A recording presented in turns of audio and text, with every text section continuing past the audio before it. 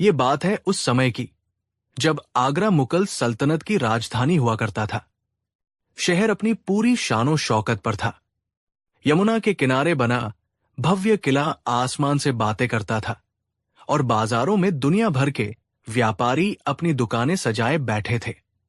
इसी शहर में एक तरफ जहां आलीशान हवेलियां थी, तो वहीं दूसरी तरफ गरीबों की छोटी छोटी बस्तियां भी थी। हमारी कहानी के दो मुख्य किरदार हैं। पहला, सेठ धनपत राय, नाम से ही अमीर और दिल से उतना ही कंजूस और घमंडी। उसने हाल ही में शहर के सबसे पॉश इलाके में एक 3 मंजिला आलीशान हवेली बनवाई थी। हवेली क्या थी? एक छोटा मोटा महल ही समझ लीजिए। संगमरमर के खंभे, नक्काशीदार खिड़कियां और दूर से ही चमकता गुंबद। धनपत राय को अपनी इस हवेली पर इतना गुमान था कि वो जमीन पर पैर ही नहीं रखता था। और दूसरा किरदार है भोला, एक गरीब मजदूर जिसकी पूरी दुनिया उसकी छोटी सी झोपड़ी थी।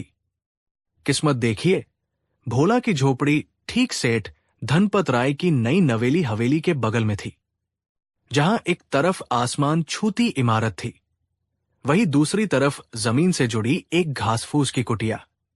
धनपत राय को भोला और उसकी झोपड़ी फूटी आंख नहीं सुहाते थे। उसे लगता था कि इस झोपड़ी की वजह से उसकी आलीशान हवेली की शान में बट्टा लग रहा है। उसने कई बार भोला को वहां से हटाने की कोशिश की, उसे धमकाया, लालच दिया, पर भोला के पास जाने के लिए कोई और जगह नहीं थी। वो जमीन उसके पुरखों की थी। भोला दिन भर मेहनत मजदूरी करता और जब दोपहर में सूरज आग उगल रहा होता तो वो अपनी झोपड़ी के बाहर सेठ की विशाल हवेली की छाव में बैठकर सुस्ता लिया करता था। वो ठंडी छाव उस गरीब के लिए किसी नेमत से कम नहीं थी। एक दिन सेठ धनपत राय ने भोला को अपनी हवेली की परछाई में आराम करते देखा। बस ये देखकर उसके तन बदन में आग लग गई। उसका घमंड चीख उठा, मेरी हवेली, मेरी दौलत और इसकी परछाई का सुख एक मामूली मजदूर उठाए? ये तो मेरा अपमान है। उसके शैतानी दिमाग में एक खुराफात सूझी, एक ऐसी तरकीब जिससे वो भोला को हमेशा के लिए सबक सिखा सके। अगले ही दिन आगरा के दीवान-ए-ताश में कुछ ऐसा हुआ जिसकी किसी ने कल्पना भी नहीं की थी। शहंशाह अकबर का दरबार लगा हुआ था। हर तरफ अनुशासन और शाही अदब का माहौल था। दरबारी अपने अपने मसलों पर चर्चा कर रहे थे, तभी एक पहरेदार ने आकर इत्तिला दी, आलम पनाह, शहर के एक व्यापारी सेठ धनपत राय आपसे इंसाफ की गुहार लगाने आए हैं। अकबर ने इजाजत दी। धनपत राय कीमती रेशमी लिबास पहने, इत्र की खुशबू में नहाया हुआ दरबार में हाजिर हुआ। उसने 3 बार झुककर शहंशाह को सलाम किया। अकबर ने अपनी भारी आवाज में पूछा, कहो सेठ, क्या परेशानी है तुम्हें? हमारे राज में क्या किसी ने तुम्हारे साथ कोई नाइंसाफी की है? धनपत राय ने बड़ी नाटकीयता से अपनी आंखों में आंसू भरने की कोशिश करते हुए कहा, जहांपनाह, आप तो इंसाफ के देवता है। आपके राज में परिंदा भी पर नहीं मार सकता, लेकिन मेरे साथ तो दिन दहाड़े लूट हो गई है। अन्नदाता। दरबार में मौजूद सभी लोग चौंक गए। आगरा के सबसे अमीर सेठों में से एक धनपत राय के साथ लूट, ये कैसे मुमकिन है? अकबर ने गहरी चिंता से पूछा, क्या कह रहे हो? साफ साफ बताओ, किसने ये जुर्रत की? क्या लूटा गया है तुम्हारा? धनपत राय ने एक गहरी सांस ली और बोला, हुजूर, मेरी सबसे कीमती चीज, मेरी हवेली की इज्जत, मेरी हवेली की परछाई लूट ली गई है। एक पल के लिए पूरे दीवान-ए-ताश में खामोशी छा गई। परछाई की चोरी? ये कैसा मजाक है? खुद शहंशाह अकबर भी हैरान रह गए। उन्होंने अपनी भवें सिकोड़ी और पूछा, सेठ, क्या तुम्हारा दिमाग ठिकाने पर है? परछाई की चोरी कैसे हो सकती है? ये कोई चीज है जिसे चुराया जा सके? धनपत राय ने बड़ी मासूमियत से कहा, जहांपनाह, आप ही बताइए। जो चीज मेरी है, उसे अगर कोई मेरी इजाजत के बिना इस्तेमाल करे तो वो चोरी नहीं तो और क्या है? मेरी हवेली को बनाने में मैंने लाखों अशरफिया खर्च की है। उसकी हर ईंट, हर पत्थर मेरा है। तो उससे बनने वाली परछाई भी तो मेरी ही हुई ना। लेकिन एक गरीब मजदूर भोला जो मेरे बगल में रहता है, वो रोजाना घंटों मेरी हवेली की परछाई का मुफ्त में इस्तेमाल करता है। वो उसकी छाव में सोता है, आराम करता है, अपनी थकान मिटाता है। हुजूर, ये सरासर चोरी है। मुझे इंसाफ चाहिए। अब दरबारियों के लिए अपनी हंसी रोक पाना मुश्किल हो गया। कुछ तो मुंह पर कपड़ा रखकर खिलखिलाने लगे। ये मामला इतना बेतुका और हास्यास्पद था कि किसी को समझ नहीं आ रहा था कि इस पर क्या प्रतिक्रिया दे। अकबर ने अपने नवरत्नों की तरफ देखा। उनके चेहरे पर भी असमंजस के भाव थे। शहंशाह ने मुल्जिम यानी भोला को पेश करने का हुक्म दिया। शहंशाह का हुक्म होते ही 2 सिपाही एक डरेस में फटेहाल भोला को दरबार में लेकर आए। भोला शाही दरबार की चकाचौंध देखकर बुरी तरह घबराया हुआ था। उसने जिंदगी में इतना बड़ा दरबार नहीं देखा था। वो कांपते हुए शहंशाह के सामने खड़ा हो गया। अकबर ने उससे नरमी से पूछा, तुम्हारा नाम भोला है? भोला ने कांपती आवाज में कहा, जी जी हुजूर। क्या तुम सेठ धनपत राय को जानते हो? जी मालिक, ये हमारे पड़ोसी है। अकबर ने सीधे मुद्दे पर आते हुए पूछा, सेठ का इल्जाम है कि तुम रोज उनकी हवेली की परछाई चोरी करते हो। क्या ये सच है? भोला बेचारा इस सवाल को समझ ही नहीं पाया। उसने हैरानी से आंखें फाड़कर कहा, परछाई की चोरी? हुजूर, मैं गरीब जरूर हूं, पर चोर नहीं। मैं तो बस दिन भर की मेहनत के बाद जब थक जाता हूं, तो सेठ जी की हवेली की छाव में सुस्ता लेता हूं। इसमें चोरी कैसी, मालिक? धनपत राय तुरंत चीखा, देखा जहांपनाह, ये खुद अपना गुनाह कबूल कर रहा है। ये मान रहा है कि ये मेरी परछाई का इस्तेमाल करता है। जब हवेली मेरी, तो उसकी परछाई भी मेरी। इसे कोई हच नहीं कि मेरी चीज का मुफ्त में मजा ले। मामला अब गंभीर हो चला था। एक तरफ एक अमीर सेठ का घमंड था और दूसरी तरफ एक गरीब की मासूमियत। अकबर एक धर्म संकट में पड़ गए। कानून की किसी भी किताब में परछाई की चोरी का कोई जिक्र नहीं था। ये एक ऐसा मामला था जिसने शहंशाह की बुद्धि को भी चुनौती दे दी थी। उन्होंने अपने सबसे काबिल मंत्री तानसेन से पूछा, तानसेन, संगीत के अलावा कानून की भी आपको समझ है, बताइए इस पर क्या फैसला होना चाहिए? तानसेन ने सिर झुकाकर कहा, जहांपनाह, ये मामला संगीत के सुरों से भी ज्यादा पेचीदा है। परछाई तो कोई भौतिक वस्तु नहीं, उसका सौदा कैसे हो सकता है? फिर उन्होंने राजा मान सिंह की ओर देखा। मान सिंह ने कहा, आलम पनाह, मेरी तलवार दुश्मन का सिर कलम कर सकती है, पर परछाई पर वार कैसे करे? एक एक कर सभी नवरत्नों ने हाथ खड़े कर दिए। किसी के पास इस अजीबोगरीब मामले का कोई हल नहीं था। धनपत राय मन ही मन मुस्कुरा रहा था। उसे लगा कि वो जीत के करीब है। अब अकबर की नजरें उस एक शख्स पर जाकर टिकी जो पूरे समय शांत बैठा, चेहरे पर एक हल्की सी मुस्कान लिए सब कुछ देख और सुन रहा था। वो थे बीरबल। अकबर ने बीरबल की ओर देखकर कहा, बीरबल, पूरा दरबार खामोश है। सबकी अक्ल ने जवाब दे दिया है। अब तुम ही बताओ, इस मामले में क्या इंसाफ किया जाए? क्या परछाई किसी की निजी संपत्ति हो सकती है? और अगर हां, तो क्या उसकी चोरी का दंड मिलना चाहिए? पूरे दरबार की निगाहें अब बीरबल पर थी। भोला उम्मीद भरी नजरों से उन्हें देख रहा था और धनपत राय घृणा से।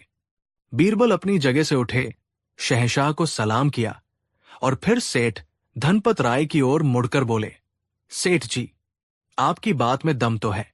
जब हवेली आपकी है, तो उसकी परछाई पर भी आपका ही हथ होना चाहिए। ये सुनते ही धनपत राय का चेहरा खिल उठा। उसे लगा कि बीरबल भी उसकी तरफ है। भोला का दिल बैठ गया।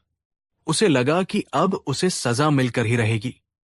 दरबार में भी कानाफूसी शुरू हो गई कि आज बीरबल कैसा फैसला सुना रहे हैं। बीरबल ने आगे कहा, चूंकि भोला ने आपकी परछाई का इस्तेमाल किया है, तो उसे इसका हर्जाना तो देना ही होगा। धनपत राय खुशी से लगभग चीख पड़ा, जी जी हुजूर, बिल्कुल, मैं यही तो चाहता हूं। अकबर भी हैरान थे। उन्होंने बीरबल से पूछा, हरजाना? कैसा हरजाना बीरबल? बीरबल ने भोला की तरफ देखा, जो डर के मारे लगभग रोने वाला था, और फिर धनपत राय से पूछा, सेठ जी, आप अपनी परछाई के इस्तेमाल का क्या किराया वसूलना चाहेंगे? बताइए, भोला को आपको कितनी रकम अदा करनी होगी? धनपत राय ने लालच से चमकती आंखों से सोचा, मौका अच्छा है, इस गरीब को पूरी तरह बर्बाद कर देता हूं। उसने कहा, हुजूर, मेरी हवेली कीमती है तो उसकी परछाई भी बेशकीमती है। मैं इस गरीब पर रहम खाते हुए सिर्फ 100 सोने की अशर्फिया हरजाने के तौर पर मांगता हूं। 100 अशर्फिया! ये सुनते ही भोला के पैरों तले जमीन खिसक गई। उसने अपनी पूरी जिंदगी में इतने पैसे एक साथ नहीं देखे थे। वो फूट फूट कर रोने लगा। दरबार में फिर सन्नाटा छा गया। 100 अशर्फिया एक परछाई की कीमत? ये तो सरासर अन्याय था। लेकिन बीरबल के चेहरे पर अभी भी वही रहस्यमयी मुस्कान थी। उन्होंने सिपाहियों को हुक्म दिया, जाओ, शाही खजाने से 100 सोने की अशर्फिया लेकर आओ। सब हैरान थे कि बीरबल ये क्या कर रहे हैं। क्या वो सच में एक गरीब को लूटने में अमीर का साथ दे रहे हैं? कुछ ही देर में सिपाही सोने की अशर्फियों से भरी एक थैली ले आए। बीरबल ने वो थैली अपने हाथ में ली। बीरबल वो थैली लेकर धनपत राय के पास गए और थैली को उसके कानों के पास ले जाकर जोर जोर से हिलाया। सिक्कों की खनकती हुई छन छन छन की आवाज पूरे दरबार में गूंज उठी। धनपत राय ने उत्सुकता से हाथ आगे बढ़ाए। लाइए, मेरी अशर्फिया मुझे दीजिए। बीरबल ने थैली पीछे खींच ली और मुस्कुराकर बोले, कैसी अशर्फिया सेठ जी? धनपत राय ने चिनकर कहा, वही जो भोला की तरफ से मेरे हरजाने के तौर पर है। अब आया बीरबल के मास्टर स्ट्रोक का समय। बीरबल ने अपनी आवाज में गंभीरता लाते हुए पूरे दरबार को संबोधित करते हुए कहा, जहांपनाह और दरबार में मौजूद सभी सम्मानित सदस्यगण, कृपया ध्यान से सुने। सेठ धनपत राय का दावा है कि इनकी हवेली की परछाई का इस्तेमाल हुआ, जो एक भौतिक वस्तु नहीं है। उसे न तो छुआ जा सकता है, न पकड़ा जा सकता है। भोला ने सिर्फ उसका एहसास महसूस किया है। उन्होंने फिर सेठ की ओर मुड़कर कहा, तो सेठ जी, इस मुकदमे का फैसला यह है कि जिस तरह आपकी अमूर्त परछाई के बदले आपको हरजाना मिलना चाहिए, वो भी अमूर्त ही होगा। मैंने अभी अभी आपके कानों के पास 100 अशर्फियों की खनक सुनाई। आपने सिक्कों की आवाज सुन ली है। बस यही आपका हरजाना है। एक अमूर्त चीज का दाम, एक अमूर्त आवाज, परछाई का किराया, सिक्कों की खनक, हिसाब बराबर। बीरबल का ये न्याय सुनकर दरबार में पहले तो एक पल की खामोशी छाई, और फिर जोरदार ठहाकों और तालियों की गड़गड़ाहट से पूरा दीवान एताज गूंज उठा। खुद शहंशाह अकबर अपनी हंसी नहीं रोक पाए। वो अपनी गद्दी से उठकर बीरबल के पास आए और उनकी पीठ थपथपाई। वाह बीरबल, वाह! मान गए तुम्हारी अक्ल को। तुमने दूध का दूध और पानी का पानी कर दिया। ऐसा न्याय तो इतिहास में लिखा जाएगा। दूसरी तरफ सेठ धनपत राय का चेहरा देखने लायक था। उसका मुंह खुला का खुला रह गया था। उसकी सारी होशियारी, सारा घमंड मिट्टी में मिल गया था। वो शर्म से पानी पानी हो गया। उसे समझ नहीं आ रहा था कि वो क्या कहे। सिक्कों की खनक, ये कैसा इंसाफ था? पर वो कुछ कह भी नहीं सकता था, क्योंकि बीरबल ने उसी के तर्क को उसी के खिलाफ इस्तेमाल किया था। भोला, जो अब तक रो रहा था, अब हैरान परेशान खड़ा था। जब उसे समझ आया कि बीरबल ने उसे बचा लिया है, तो वो दौड़कर बीरबल के कदमों में गिर पड़ा। उसकी आंखों में कृतज्ञता के आंसू थे। लेकिन कहानी अभी खत्म नहीं हुई थी। अकबर, जो न्यायप्रिय होने के साथ साथ बहुत सख्त भी थे, अब धनपत राय की ओर घूमे। उनका चेहरा गुस्से से लाल हो गया था। सेठ धनपत राय, तुम्हारी इस ओछी हरकत की वजह से दरबार का कीमती वक्त बर्बाद हुआ और एक बेगुनाह गरीब को बेवजह परेशान किया गया। तुमने न्याय का मजाक बनाने की कोशिश की। हम तुम्हें हुक्म देते हैं कि तुम अपनी इस घृणित हरकत के जुर्माने के तौर पर यही 100 सोने की अशरफिया भोला को इनाम में दोगे, और आज के बाद अगर तुमने इसे या किसी और गरीब को परेशान करने की कोशिश की तो तुम्हें कालकोर्री में डाल दिया जाएगा। ये सुनकर धनपत राय के होश उड़ गए। लेने के देने पड़ गए थे। कांपते हाथों से उसने वो 100 अशरफियों की थैली ली और भोला को दे दी। उसने शहंशाह और बीरबल से 1000 बार माफी मांगी और सिर झुकाकर दरबार से निकल गया। उस दिन के बाद उसने फिर कभी किसी गरीब को परेशान करने की हिम्मत नहीं की। और इस तरह बीरबल ने अपनी चतुराई और हाजिर जवाबी से न सिर्फ एक बेतुके मामले को सुलझाया, बल्कि एक घमंडी अमीर को सबक भी सिखाया और एक गरीब को न्याय भी दिलाया। ये कहानी हमें सिखाती है कि ज्ञान और बुद्धि, धन और शक्ति से कहीं ज्यादा बड़ी होती है। ये हमें ये भी बताती है कि लालच और घमंड का सिर हमेशा नीचा होता है। न्याय केवल कानून की मोटी मोटी किताबों में नहीं होता, बल्कि सही और गलत की समझ में होता है। तो दोस्तों, कैसी लगी आपको शहंशाह अकबर और बीरबल के दरबार की ये अनोखी और मजेदार कहानी? क्या आपने कभी इससे ज्यादा अजीबोगरीब मुकदमे के बारे में सुना है? हमें अपनी राय नीचे कमेंट सेक्शन में लिखकर जरूर बताइए। अगर आपको हमारा ये वीडियो पसंद आया हो तो प्लीज इसे एक बड़ा सा लाइक देना बिल्कुल न भूलें। आपके एक लाइक से हमें बहुत मोटिवेशन मिलता है। और अगर आप ऐसी ही ऐतिहासिक, ज्ञानवर्धक और रोचक कहानियां सुनना पसंद करते हैं तो हमारे चैनल को अभी सब्सक्राइब कर लीजिए और उस घंटी वाले आइकॉन को भी दबा दीजिए, ताकि हमारा कोई भी नया वीडियो आपसे मिस न हो। इस कहानी को अपने दोस्तों और परिवार के साथ शेयर भी जरूर करें, ताकि वो भी इस मजेदार किस्से का आनंद ले सकें। कहानी 2। हिंदुस्तान की सरजमी ने कई शहंशाह देखे, कई सल्तनतें बनती और बिगड़ती देखी, लेकिन मुगलिया सल्तनत के दौर में एक नाम ऐसा था जिसकी चमक आज भी फीकी नहीं पड़ी, शहंशाह जलालुद्दीन मोहम्मद अकबर। और जब भी अकबर का जिक्र होता है तो एक और नाम जुबान पर खुद ब खुद आ जाता है, बीरबल। बीरबल जो महज एक मंत्री नहीं, बल्कि अकबर के दोस्त, सलाहकार और उनकी हर मुश्किल का हल थे। उनकी बुद्धिमानी के किस्से आज भी हमें हैरान कर देते हैं।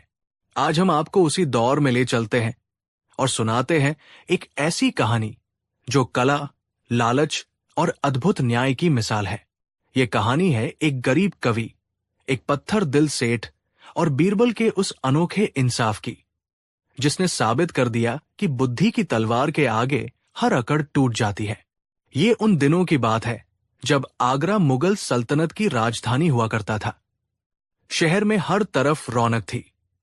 उन्हीं दिनों शहर के एक कोने में एक बेहद प्रतिभावान कवि रहते थे, जिनका नाम था चंद्रभान। उनकी कलम में सरस्वती का वास था, लेकिन उनकी जेब में लक्ष्मी का दूर दूर तक कोई पता नहीं था। चंद्रभान अपनी कला से मोहब्बत करते थे, पर उस कला से उनके परिवार का पेट नहीं भर पाता था। गरीबी की चादर ने उनके घर को इस कदर ढक रखा था कि कई कई रातें उन्हें भूखे पेट ही गुजारनी पड़ती थी। चंद्रभान दिनों रात मेहनत करते, अपनी कविताओं को शब्दों के मोतियों से सजाते, इस उम्मीद में कि कभी तो कोई उनकी कला का सच्चा पारखी मिलेगा जो उनकी गरीबी दूर कर सकेगा। उन्होंने सुना था कि आगरा का सबसे अमीर सेठ धनीमल कला और साहित्य का बड़ा शौकीन है और गुणी लोगों की मदद करने के लिए जाना जाता है। सेठ धनीमल का नाम जितना बड़ा था, दिल उतना ही छोटा था। वो कंजूसी में इतना माहिर था कि लोग मजाक में कहते थे कि सेठ धनीमल हवा के भी पैसे ले ले अगर उसका बस चले। लेकिन उसकी प्रसिद्धि ऐसी फैली हुई थी कि दूर दूर से लोग मदद की आस में उसके पास आते थे। एक दिन चंद्रभान ने अपनी जिंदगी की सबसे बेहतरीन कविता लिखी। ये कविता उन्होंने सेठ धनीमल की प्रशंसा में रची थी। उन्होंने अपनी पूरी प्रतिभा, अपनी सारी उम्मीदें उस एक कविता में झोंक दी थी। हर एक शब्द, हर एक पंक्ति ऐसी थी मानो किसी जौहरी ने हीरे तराशे हों। चंद्रभान ने खुद से कहा, बस अब बहुत हुआ गरीबी का ये अंधेरा, ये कविता मेरी किस्मत बदल देगी। सेठ धनीमल की प्रशंसा में मैंने अपनी आत्मा को शब्दों में पिरो दिया है। जब वो इसे सुनेंगे तो जरूर प्रसन्न होंगे और मेरा जीवन संवर जाएगा। अगले दिन नई उम्मीदों के साथ चंद्रभान सेठ धनीमल की हवेली पहुंचे। द्वारपालों ने उन्हें रोक लिया। एक गरीब कवि का ऐसे अमीर सेठ की हवेली में प्रवेश करना आसान नहीं था। चंद्रभान ने बहुत मिन्नतें की और कहा, भाई, मुझे सेठ जी से मिलना है। मैं एक कवि हूं और उनके लिए एक विशेष रचना लेकर आया हूं। कृपया मुझे अंदर जाने दे। द्वारपाल ने अकड़कर जवाब दिया, सेठ जी ऐसे किसी से नहीं मिलते, जाओ यहां से। चंद्रभान निराश नहीं हुए। वो वही हवेली के बाहर बैठ गए। दिन ढलने लगा। जब सेठ धनीमल अपनी बग्घी में बैठकर बाहर निकले तो उनकी नजर चंद्रभान पर पड़ी। उन्होंने बग्घी से ही पूछा, कौन हो तुम और यहां क्यों बैठे हो? चंद्रभान ने हाथ जोड़कर उत्तर दिया, सेठ जी, मैं एक गरीब कवि हूं। मेरा नाम चंद्रभान है। मैंने आपकी शान में एक कविता रची है। बस एक बार उसे सुनने की कृपा करें। सेठ धनीमल स्वभाव से घमंडी था। अपनी प्रशंसा सुनना उसे बेहद पसंद था। उसने सोचा, मुफ्त में अपनी तारीफ सुनने को मिल रही है तो इसमें हर्जी क्या है? उसने चंद्रभान से कहा, ठीक है, ठीक है, कल सुबह आना, सुनेंगे तुम्हारी कविता। अगली सुबह चंद्रभान फिर हवेली पहुंचे। सेठ धनीमल ने उन्हें अपने मित्रों के बीच अपनी शान दिखाने के लिए बुलवाया था। वो अपने भव्य दीवान खाने में मसंद पर बैठे थे, जहां कुछ और अमीर व्यापारी भी मौजूद थे। चंद्रभान एक कोने में सहमे हुए खड़े थे। चंद्रभान ने अपना गला साफ किया और कांपते हुए हाथों से कागज निकाला। फिर उन्होंने अपनी कविता का पाठ शुरू किया। जैसे जैसे चंद्रभान कविता पढ़ते गए, पूरे दीवान खाने में सन्नाटा छा गया। उनकी आवाज में ऐसा जादू और शब्दों में ऐसी ताकत थी कि सुनने वाले मंत्रमुग्ध हो गए। उन्होंने सेठ धनीमल की उदारता, उनकी बुद्धिमानी और उनके व्यापार कौशल की ऐसी अद्भुत प्रशंसा की जैसी किसी ने कभी नहीं की थी। कविता में अतिशयोक्ति तो थी, पर कला बेमिसाल थी। कविता समाप्त हुई तो कुछ देर तक खामोशी छाई रही। फिर सेठ धनीमल के मित्रों ने वाहवाह करना शुरू कर दिया। एक व्यापारी बोला, वाह सेठ जी, क्या कमाल की कविता है।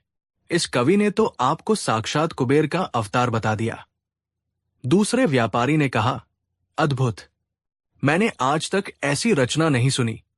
सेठ धनीमल का सीना गर्व से फूल गया। अपनी इतनी प्रशंसा सुनकर वो फूला नहीं समा रहा था। वो अपनी जगह से उठा, चंद्रभान के पास गया और उसकी पीठ थपथपाई। उसने खुशी से झूमते हुए कहा, वाह कवि, वाह, तुमने तो आज हमारा दिल ही जीत लिया। तुम्हारी कला सचमुच महान है। हम तुम्हारी कला का सम्मान करते हैं। तुम कल आना और अपना इनाम ले जाना। हम तुम्हें 1000 सोने की मोहरें इनाम में देंगे। ये सुनते ही चंद्रभान की आंखों में खुशी के आंसू आ गए और वो सेठ के पैरों में गिर पड़ा। उसने कहा, मालिक, आपका बहुत बहुत धन्यवाद। आपने मेरी जिंदगी बना दी। मैं आपका ये उपकार जीवन भर नहीं भूलूंगा। 1000 सोने की मोहरें। चंद्रभान ने तो सपने में भी इतनी बड़ी रकम के बारे में नहीं सोचा था। वो खुशी खुशी अपने घर लौटा। उसने अपनी पत्नी को ये खुशखबरी सुनाई। पूरे घर में महीनों बाद खुशी की लहर दौड़ गई। उस रात उन्होंने भविष्य के सुंदर सपने देखे, बच्चों के लिए अच्छे कपड़े, भरपेट भोजन और एक छोटा सा पक्का मकान। लेकिन उनकी ये खुशी ज्यादा देर तक टिकने वाली नहीं थी। जब अगले दिन चंद्रभान अपना इनाम लेने सेठ की हवेली पहुंचे तो द्वारपालों ने उन्हें फिर रोक दिया और कहा, सेठ जी अभी व्यस्त है, बाद में आना। चंद्रभान दोपहर तक इंतजार करते रहे, फिर शाम तक, लेकिन उन्हें अंदर नहीं जाने दिया गया। वो निराश होकर लौट आए। अगले दिन वो फिर गए। इस बार भी वही जवाब मिला। ऐसा कई दिनों तक चलता रहा। चंद्रभान रोज सुबह उम्मीद लेकर जाते और शाम को निराशा लेकर लौटते। अब उन्हें समझ आने लगा था कि सेठ धनीमल की नीयत में खोट है। वो अपना वादा पूरा नहीं करना चाहता। एक दिन हिम्मत करके वो द्वारपालों से झगड़कर अंदर पहुंच ही गए। सेठ धनीमल उन्हें देखकर मुंह बनाने लगा। चंद्रभान ने गिड़गिड़ाते हुए कहा, सेठ जी, कई दिन हो गए, मैं अपने इनाम के लिए रोज आता हूं। कृपया मेरा इनाम मुझे दे दीजिए। मेरे घर में बच्चे भूखे हैं। सेठ धनीमल ने गुस्से और मक्कारी से जवाब दिया, कैसा इनाम? कौन सा इनाम? मैंने तुम्हें कोई इनाम देने का वादा किया था क्या?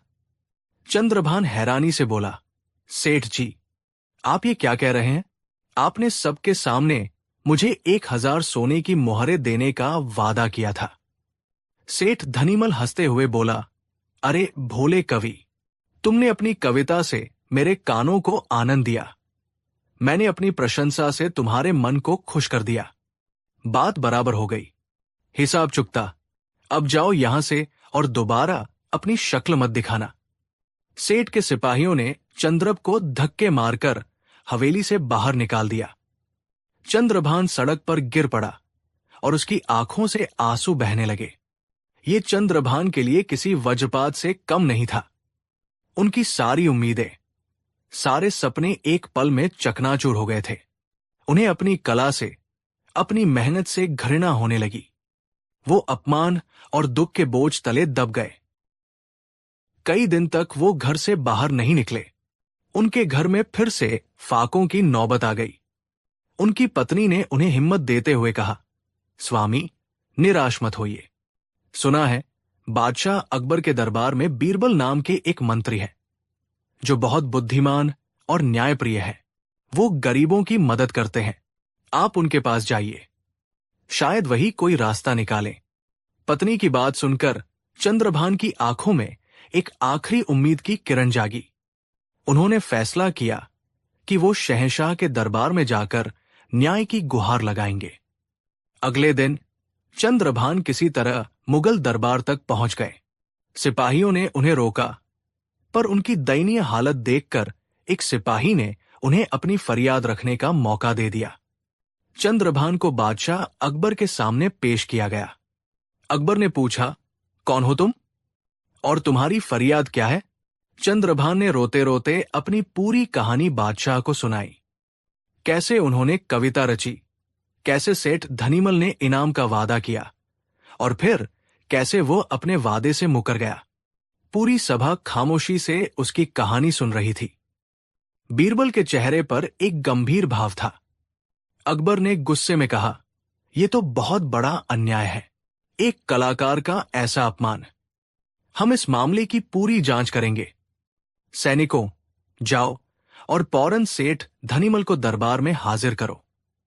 कुछ ही देर में सिपाही सेठ धनीमल को लेकर दरबार में हाजिर हुए। सेठ धनीमल बादशाह का बुलावा सुनकर घबरा तो गया था, लेकिन वो अपनी चतुराई पर भी पूरा भरोसा रखता था। बादशाह ने उससे पूछा, धनीमल, क्या इस कवि का आरोप सच है? क्या तुमने इसे 1000 सोने की मोहरें देने का वादा किया था और अब तुम मुकर रहे हो? धनीमल ने झुककर सलाम करते हुए चालाकी से कहा, आलम पनाह, गुस्ताखी माफ हो। ये कवि आधा सच कह रहा है।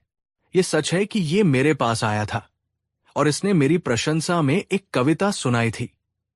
अकबर ने पूछा, तो फिर तुमने अपना वादा पूरा क्यों नहीं किया?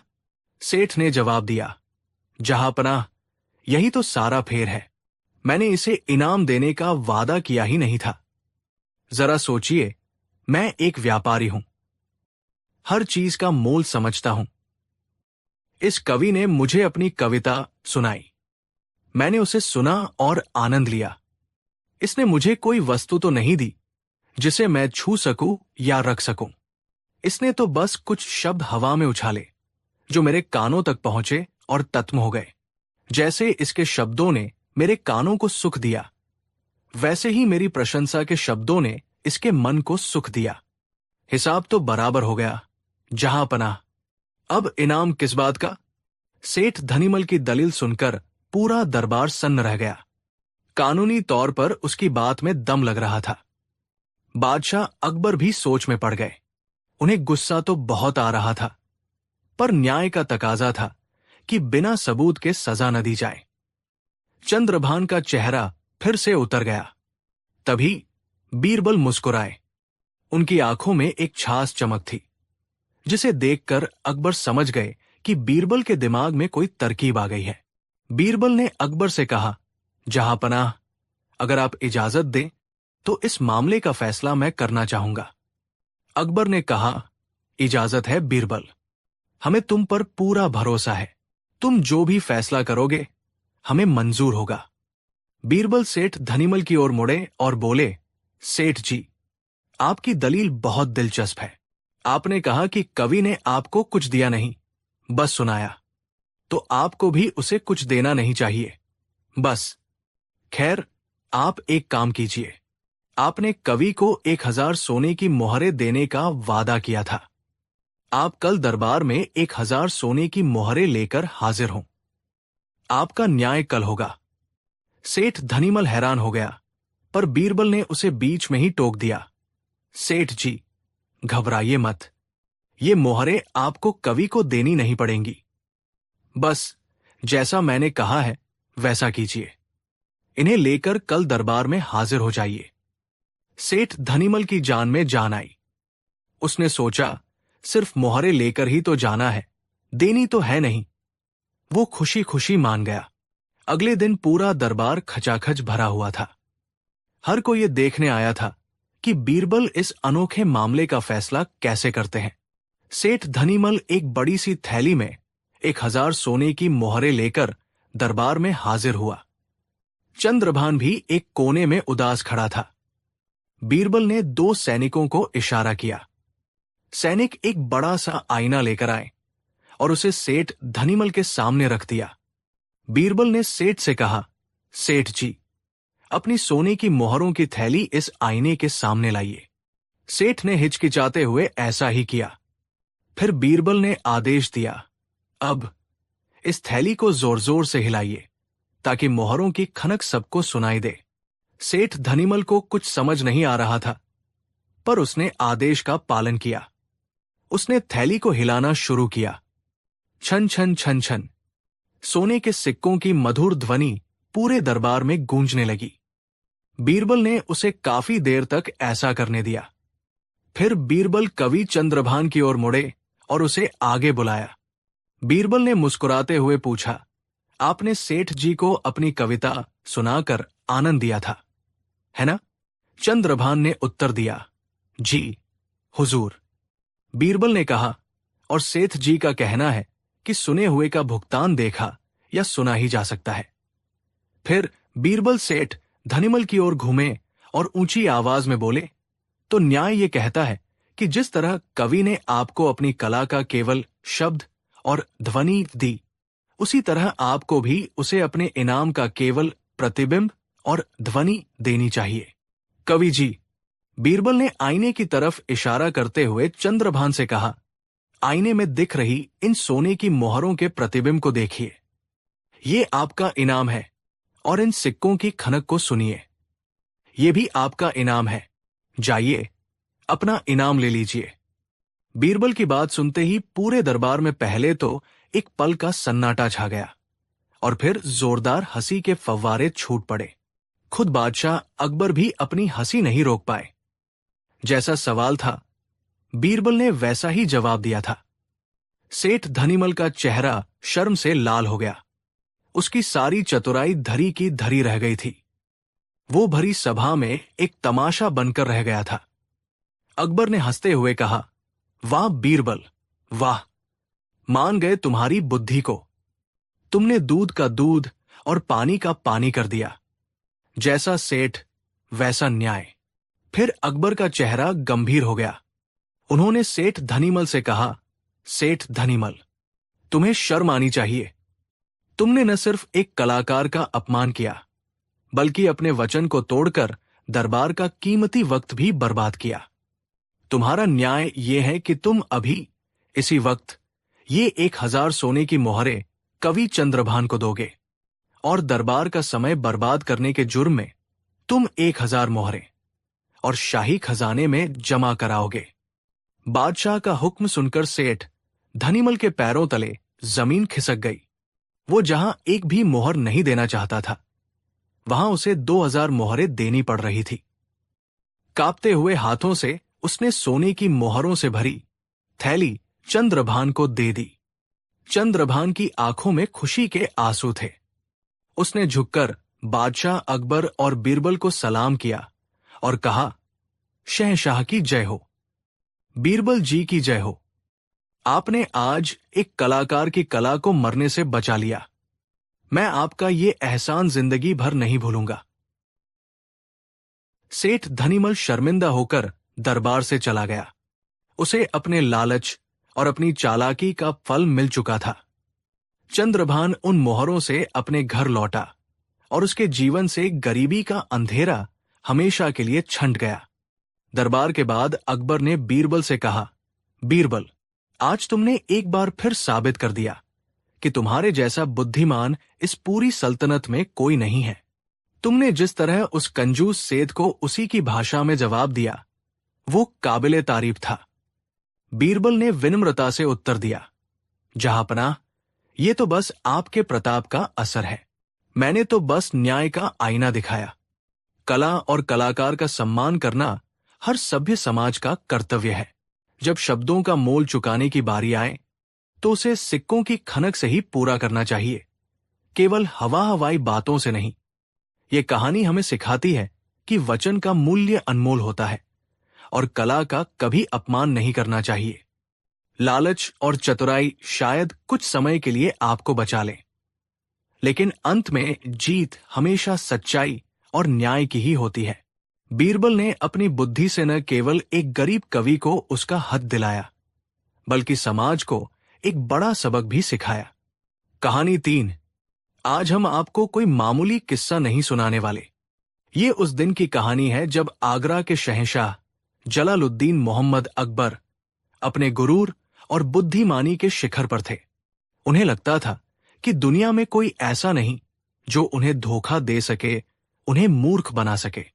लेकिन वो शायद भूल गए थे कि उनके ही दरबार में एक ऐसा जौहरी मौजूद था जो किसी भी हीरे को परखना और किसी भी गुरूर को तोड़ना बखूबी जानता था। ये कहानी है एक चुनौती की, एक स्वांग की और एक ऐसे सबक की जिसने शहंशाह अकबर को भी हिलाकर रख दिया।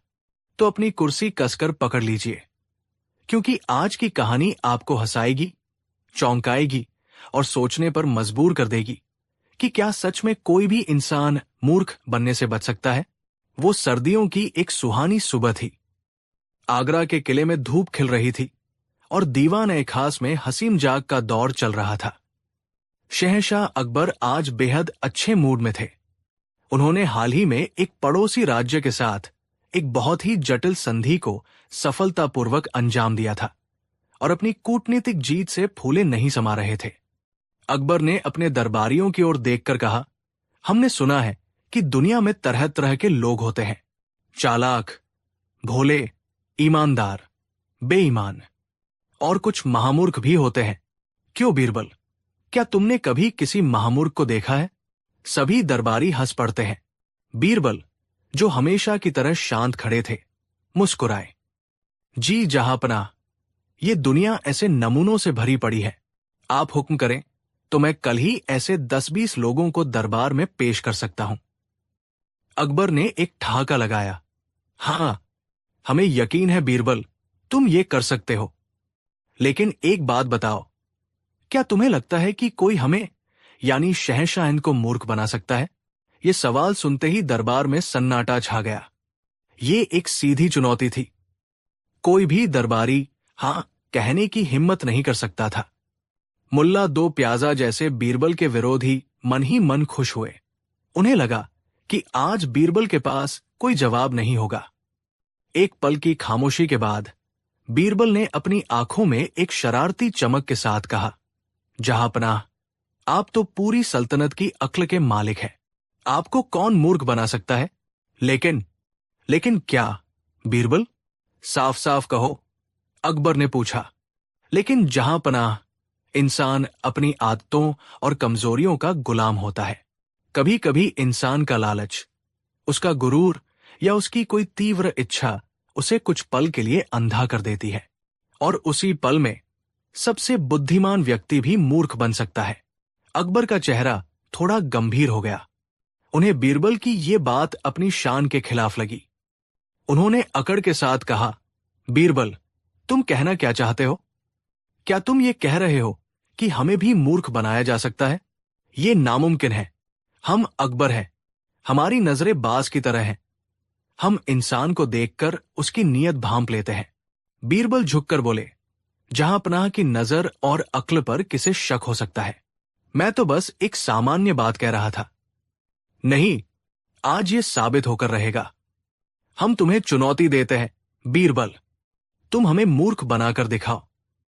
अगर तुम ऐसा करने में सफल रहे तो हम तुम्हें 10,000 अशरफियों का इनाम देंगे, और अगर तुम असफल रहे तो तुम्हें पूरे 1 महीने तक दरबार में गधे की पोशाक पहनकर आना होगा। बोलो, मंजूर है? दरबार में स्वीप तक सन्नाटा छा गया। ये एक खतरनाक शर्त थी। बादशाह से ऐसा मजाक। अगर बीरबल हारे तो उनकी इज्जत मिट्टी में मिल जाएगी। मुल्ला 2 प्याजा की तो जैसे मन की मुराद पूरी हो गई। वे मन ही मन सोच रहे थे, गया बेटा बीरबल, आज तेरी सारी चतुराई धरी की धरी रह जाएगी। बादशाह को मूर्ख बनाना मतलब शेर के मुंह में हाथ डालना। सबकी नजरें बीरबल पर थी। बीरबल ने एक गहरी सांस ली। उनकी आंखों में न डर था, न घबराहट, बस एक आत्मविश्वास से भरी मुस्कान थी। जहां पनाह, आपकी चुनौती मुझे स्वीकार है, लेकिन मेरी एक शर्त है। कहो, क्या शर्त है? शर्त यह है कि जब मैं आपको मूर्ख बनाने की कोशिश करूंगा तो आप गुस्सा नहीं होंगे। आप इसे एक खेल की तरह ही लेंगे। अकबर हंसते हुए बोले, अरे, हमें गुस्सा क्यों आएगा जब तुम हमें मूर्ख बना ही नहीं पाओगे? जाओ, हमने तुम्हें 1 महीने का समय दिया, लगा लो अपनी सारी अक्ल। बीरबल सलाम करके दरबार से चले गए। उनके जाने के बाद दरबार में कानाफूसी शुरू हो गई। कोई कह रहा था बीरबल ने बहुत बड़ी गलती कर दी, तो कोई कह रहा था कि बीरबल के पिटारे में जरूर कोई खास योजना होगी। दिन हफ्तों में और हफ्ते महीने में बदलने लगे। अकबर रोज बीरबल को देखते और मन ही मन मुस्कुराते।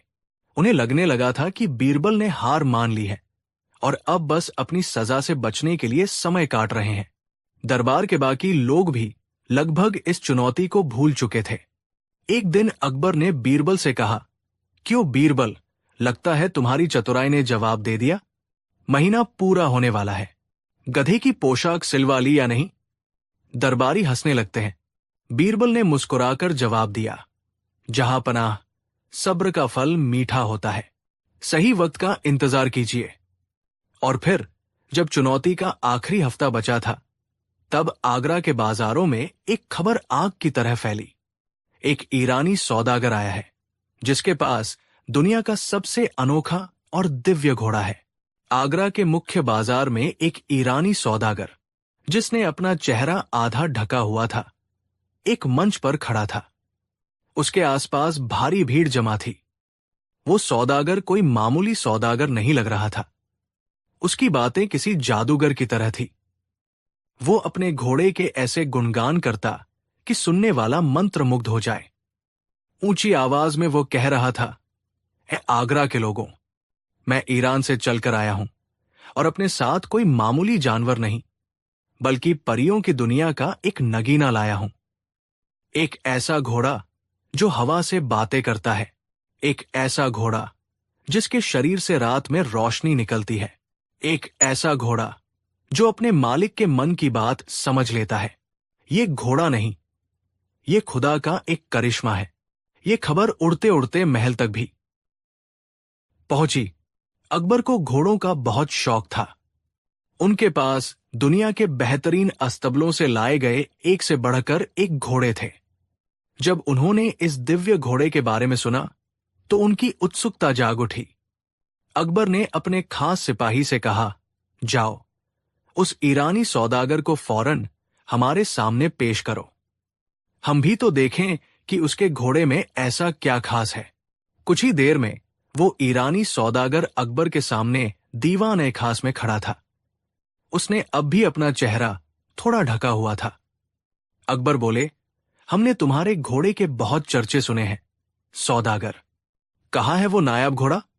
सौदागर ने झुककर आदाब करते हुए कहा, आलम पनाह, मेरा घोड़ा इतना दिव्य और पवित्र है कि उसे यूं आम घोड़ों के साथ अस्तबल में नहीं रखा जा सकता। वो शोर और भीड़ भाड़ से घबराता है। मैंने उसे शहर के बाहर एक शांत जगह पर अपने खास तबेले में रखा है। तो फिर हमें उसके गुण बताओ। ऐसा क्या है उसमें जो हमारे शाही घोड़ों में नहीं? और फिर उस सौदागर ने बोलना शुरू किया। उसने घोड़े की ऐसी तारीफों के पुल बांधे कि अकबर की कल्पना भी हैरान रह गई। जहां पनाह, वो घोड़ा सिर्फ दौड़ता नहीं, उड़ता है। उसकी रफ्तार के आगे तो बिजली भी शर्मा जाए। चांदनी रात में उसका शरीर ऐसे चमकता है जैसे किसी ने उस पर हीरे जड़ दिए हों। और सबसे बड़ी बात, वो वफादार इतना है कि अगर मालिक पर कोई खतरा आए तो अपनी जान दे दे, लेकिन मालिक को आंच ना आने दे। लेकिन क्या? जहां पनाह, इस घोड़े की एक खासियत भी है और एक शर्त भी। ये घोड़ा केवल उसी इंसान को दिखाई देता है जो नेक खून का हो, यानी जिसके माता पिता ने अपनी पूरी जिंदगी ईमानदारी और सच्चाई से बिताई हो। जो भी व्यक्ति नाजायज औलाद होगा, उसे ये घोड़ा दिखाई नहीं देगा। उसकी जगह सिर्फ खाली मैदान नजर आएगा। ये सुनते ही पूरे दरबार में एक अजीब सी खामोशी छा गई। ये एक बहुत ही अजीब शर्त थी। अब कौन अपनी ईमानदारी पर सवाल उठवाना चाहेगा? अकबर ने थोड़ा सोचकर कहा, बड़ी अजीब शर्त है। खैर, हमें अपनी नस्ल पर पूरा भरोसा है। बताओ, इस घोड़े की कीमत क्या है? जहां पनाह, ये घोड़ा बिकाऊ नहीं है। ये तो एक तोहफा है। मैं इसे उस बादशाह को सौंपना चाहता हूं जो इसकी कद्र करे। लेकिन इसकी परवरिश और इसे ईरान से यहां तक लाने में मेरा बहुत खर्च हुआ है। अगर आप मुझे 50,000 सोने की अशर्फिया दे दें तो मैं कल सुबह ही ये घोड़ा आपके शाही अस्तबल में पहुंचा दूंगा। 50,000 अशर्फिया एक घोड़े के लिए, वो भी बिना उसे देखे। दरबार में बैठे सभी मंत्री और सलाहकार एक दूसरे का मुंह देखने लगे। ये सौदा सरासर बेवकूफी भरा लग रहा था। अकबर के मुख्य सलाहकार ने उन्हें रोकने की कोशिश की। जहां पनाह, गुस्ताखी माफ, लेकिन बिना देखे किसी जानवर पर इतनी बड़ी रकम लगाना समझदारी नहीं होगी। क्या पता ये सौदागर कोई धोखेबाज हो। अकबर ने गुस्से से कहा, खामोश, तुम्हारी हिम्मत कैसे हुई हमारी समझदारी पर शक करने की? क्या तुम्हें लगता है कि हम एक मामूली सौदागर से धोखा खा जाएंगे? और क्या तुम्हें हमारी नस्ल पर शक है? हम देखना चाहते हैं उस घोड़े को। खजांची को हुक्म दो कि इस सौदागर को फौरन 50,000 अशर्फिया दे दी जाए। अकबर उस वक्त अपने गुरूर और उस दिव्य घोड़े को पाने की तीव्र इच्छा में इतने अंधे हो चुके थे कि उन्हें कुछ और सूझ ही नहीं रहा था। उन्हें लग रहा था कि अगर उन्होंने सौदा करने से मना किया तो लोग सोचेंगे कि बादशाह को अपनी नस्ल पर शक है। उनकी शान का सवाल था। खजांची ने कांपते हाथों से अशर्फियों से भरी थैली सौदागर को सौंप दी। सौदागर ने वादा किया कि कल सुबह घोड़ा महल के दरवाजे पर होगा। अगला पूरा दिन इंतजार में बीत गया। वो ईरानी सौदागर और उसका दिव्य घोड़ा कभी नहीं लौटे। अकबर समझ गए कि उनके साथ धोखा हुआ है। 50,000 अशर्फिया लुट चुकी थी। वो गुस्से और शर्मिंदगी से लाल हो गए। उन्होंने पूरे शहर में उस सौदागर को ढूंढने का हुक्म दिया, लेकिन उसका कोई सुराग नहीं मिला, जैसे वो जमीन निगल गई हो या आसमान खा गया हो। अकबर अपनी इस मूर्खता पर इतने शर्मिंदा थे कि उन्होंने दरबार में इस घटना का जिक्र तक करने पर पाबंदी लगा दी। वो नहीं चाहते थे कि ये बात बाहर जाए और उनकी जगहसाई हो। एक हफ्ते बाद दरबार लगा हुआ था। बीरबल की चुनौती का आज आखिरी दिन था। अकबर ने व्यंग्य से कहा, तो बीरबल, आज तुम्हारी चुनौती का आखिरी दिन है। महीना पूरा हो गया। हम तो आज तक मूर्ख नहीं बने। अब बताओ, गधे की पोशाक पहनोगे या कोई और बहाना बनाओगे? दरबारी दबी हंसी हंसते हैं।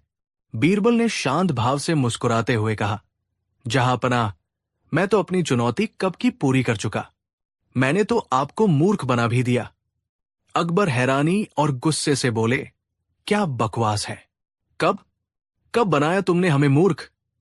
बीरबल ने एक गहरी सांस लेकर कहा, जहांपनाह, याद कीजिए उस ईरानी सौदागर को, उस दिव्य घोड़े को और उन 50,000 अशरफियों को। यह सुनते ही अकबर का चेहरा सफेद पड़ गया। दरबार में मौजूद हर व्यक्ति जो उस घटना को जानता था स्तब्ध रह गया। एक भयानक सन्नाटा छा गया। अकबर ने कांपती आवाज में पूछा, तुम कहना क्या चाहते हो? और तभी बीरबल ने अपने सर से पगड़ी उतारी, अपनी नकली दाढ़ी मूंछ हटाई और अपना भेष बदला। अरे, ये तो वही ईरानी सौदागर था। बीरबल ही सौदागर बनकर आए थे। बीरबल ने झुककर अपने हाथ में 50,000 अशरफियों की वही थैली पेश करते हुए कहा, जहांपनाह, ये रही आपकी अमानत। मैं ही वो ईरानी सौदागर था। मैंने ये सब सिर्फ अपनी चुनौती जीतने के लिए किया था। मैंने आपकी 2 कमजोरियों का फायदा उठाया, आपका घोड़ों के लिए शौक और आपका अपनी शान और नस्ल को लेकर गुरूर। मैंने एक ऐसी कहानी बुनी जिस पर यकीन करना बेवकूफी थी, लेकिन आपने अपनी शान बचाने के लिए उस पर यकीन कर लिया और बिना देखे एक घोड़े के लिए इतनी बड़ी रकम दे दी। अकबर सिंहासन पर अवाक बैठे रह गए।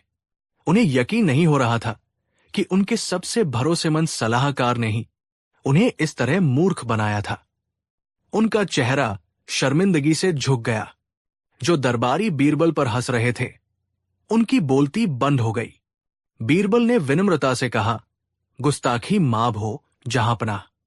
मेरा मकसद आपका अपमान करना नहीं था।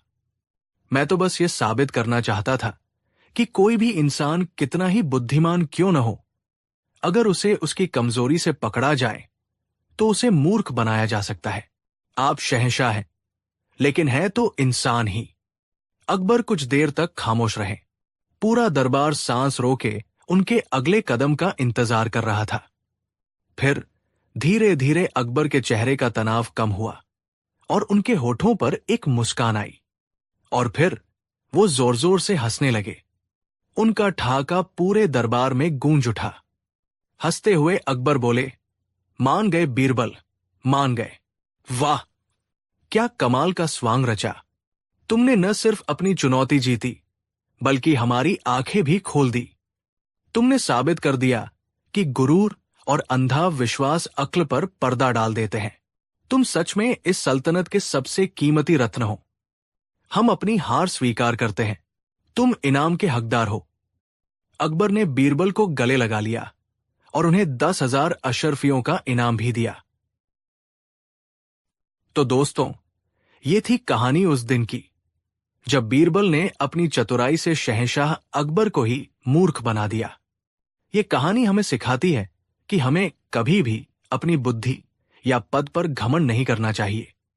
गुस्सा, लालच और घमंड, ये 3 ऐसी कमजोरियां हैं जो बड़े से बड़े बुद्धिमान इंसान को भी गलत फैसला लेने पर मजबूर कर सकती है। आपको बीरबल का ये तरीका कैसा लगा? क्या ये अब तक का उनका सबसे बड़ा और सबसे साहसी कारनामा था? अपनी राय हमें नीचे कमेंट्स में लिखकर जरूर बताइएगा। आपके कमेंट्स पढ़ना हमें बहुत अच्छा लगता है। अगर इस अनोखी कहानी ने आपके चेहरे पर मुस्कान लाई हो और आपको बीरबल की बुद्धिमानी पसंद आई हो, तो इस वीडियो को एक लाइक जरूर कर दीजिए। हमारे चैनल को सब्सक्राइब करना न भूलें और उस बेल आइकॉन को भी दबा दें, ताकि अकबर बीरबल के ऐसे ही मजेदार और ज्ञानवर्धक किस्से आप तक सबसे पहले पहुंचे।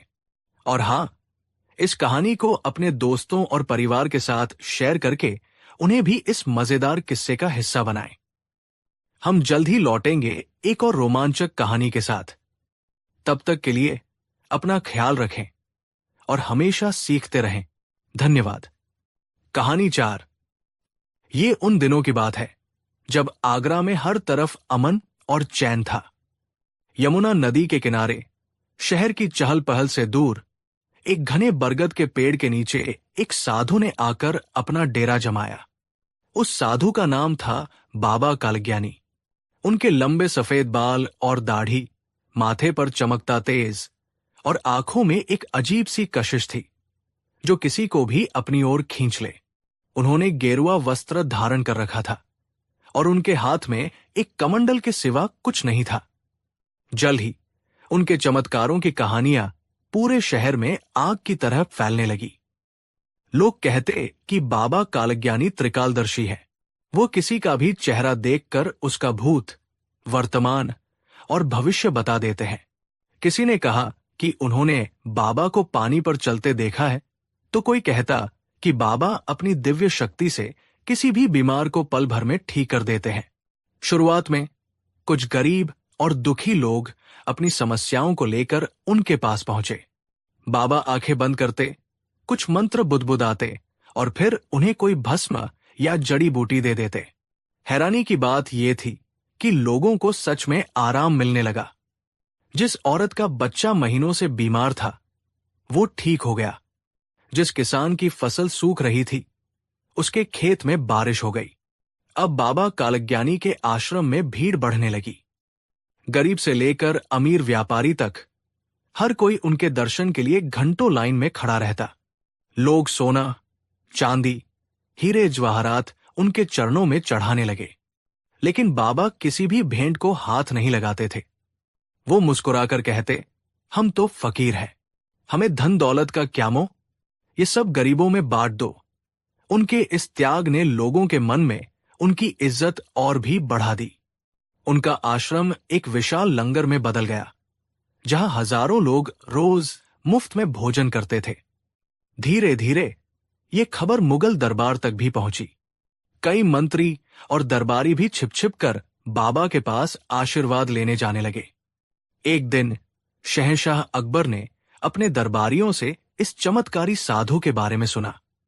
अकबर स्वभाव से जिज्ञासु थे और गुणी लोगों का सम्मान करते थे। अकबर ने अपने एक मंत्री से पूछा, क्या यह सच है कि शहर के बाहर कोई ऐसे महात्मा आए हैं जिनके पास अद्भुत शक्तियां हैं? मंत्री ने हाथ जोड़कर कहा, जी जहांपनाह, वो कोई साधारण साधु नहीं, साक्षात ईश्वर के दूत है। मैंने अपनी आंखों से उनके चमत्कार देखे हैं। वो बिना बताए लोगों के मन की बात जान लेते हैं। ये सुनकर अकबर की उत्सुकता और बढ़ गई। उन्होंने फैसला किया कि वो खुद भेष बदलकर उस साधु की परीक्षा लेंगे। अगले दिन अकबर एक साधारण व्यापारी का वेश धारण कर बीरबल के साथ बाबा कालज्ञानी के आश्रम पहुंचे। वहां का नजारा देखकर वो दंग रह गए। हजारों की भीड़ थी और हर कोई बाबा की जय जयकार कर रहा था। घंटों के इंतजार के बाद अकबर और बीरबल का नंबर आया।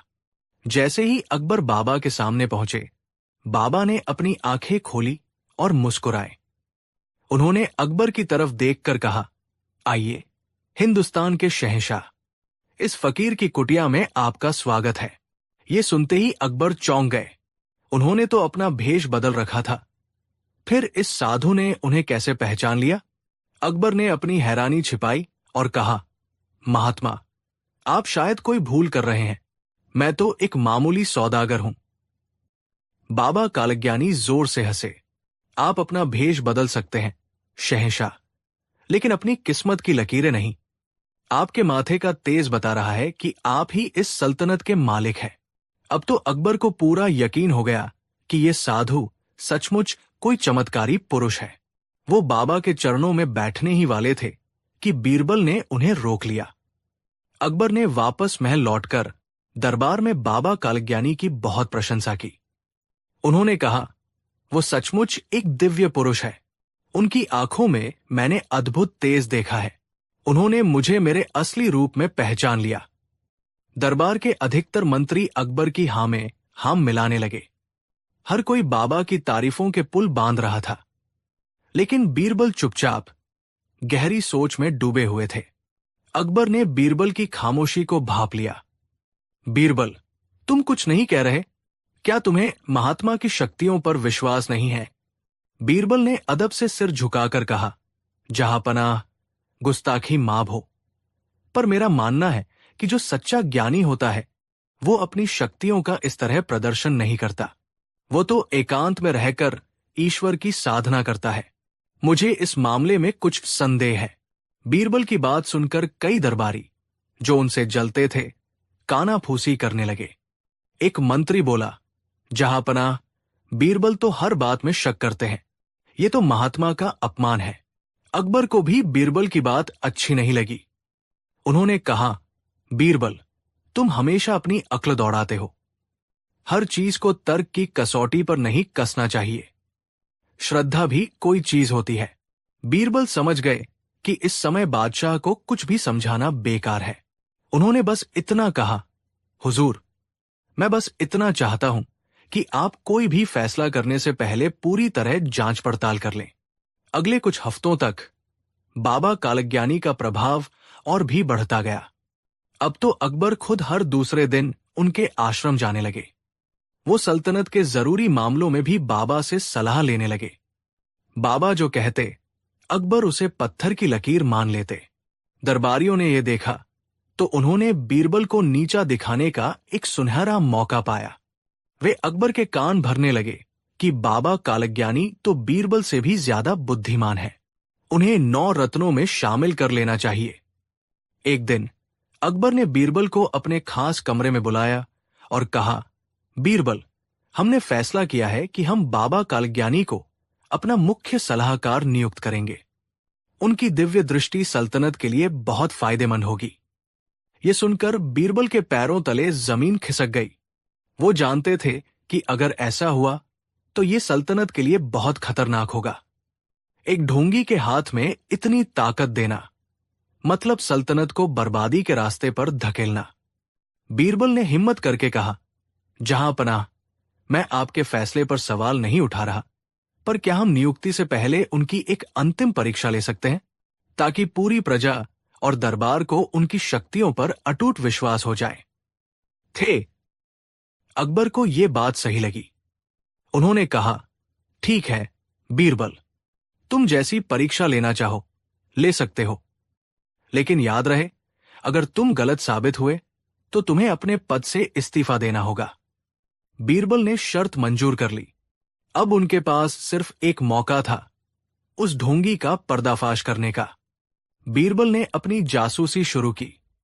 उन्होंने अपने कुछ भरोसेमंद लोगों को साधारण गांव वालों के भेष में बाबा के आश्रम में रहने के लिए भेजा। उन्होंने खुद भी कई बार भेष बदलकर आश्रम के चक्कर लगाए। वो घंटों दूर बैठकर बाबा और उनके चेलों की हर हरकत पर नजर रखते थे। कई दिनों की छानबीन के बाद बीरबल के हाथ कुछ सुराग लगे। उन्होंने देखा कि बाबा के कुछ खास चेले हैं जो हमेशा उनके आसपास रहते हैं। ये चेले दिन भर आश्रम में आने वाले लोगों से घुल मिलकर बातें करते, उनकी समस्याएं पूछते और बड़ी चालाकी से उनके परिवार, उनके व्यापार और उनकी चिंताओं के बारे में सारी जानकारी इकट्ठा कर लेते। फिर रात के अंधेरे में जब सब सो जाते तो यही चेले बाबा को सारी जानकारी देते।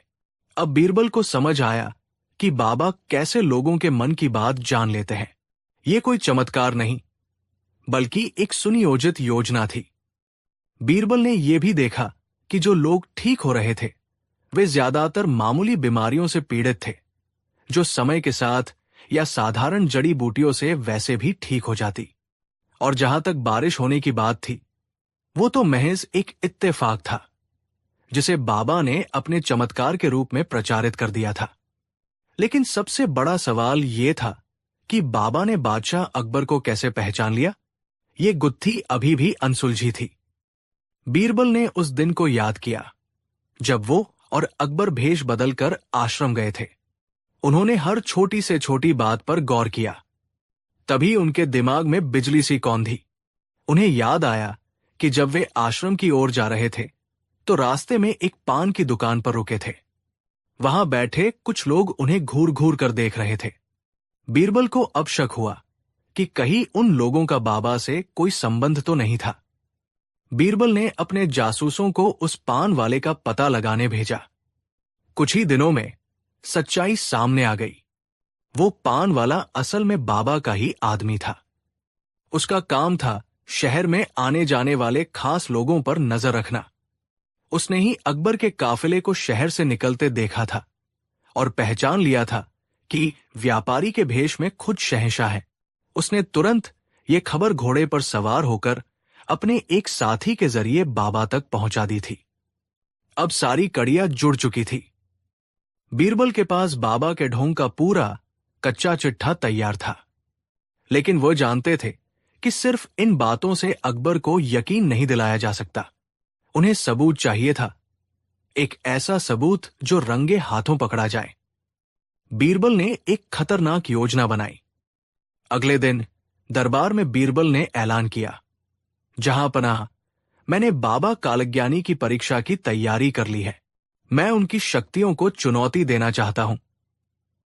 मैं चाहता हूं कि वो अपनी दिव्य दृष्टि से ये बताएं कि कल सुबह मैं आगरा की किस दिशा से, किस दरवाजे से शहर में प्रवेश करूंगा। ये सुनकर सब दरबारी हंसने लगे। उन्हें लगा कि ये कैसी बचकानी चुनौती है। अकबर ने कहा, बीरबल, ये कोई बड़ी बात नहीं है, वो जरूर बता देंगे। बाबा कालज्ञानी को दरबार में बुलाया गया। बीरबल ने अपनी चुनौती दोहराई। बाबा मुस्कुराए और अपनी आंखें बंद कर ली।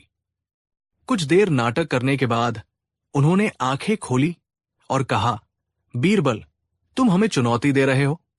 सुनो, कल सुबह तुम शहर के पूर्वी दरवाजे से सूरज की पहली किरण के साथ आगरा में प्रवेश करोगे। बाबा ने इतनी दृढ़ता से ये भविष्यवाणी की कि अकबर समेत सभी को उस पर यकीन हो गया। अकबर ने बीरबल से कहा, अब तो तुम्हें यकीन हो गया?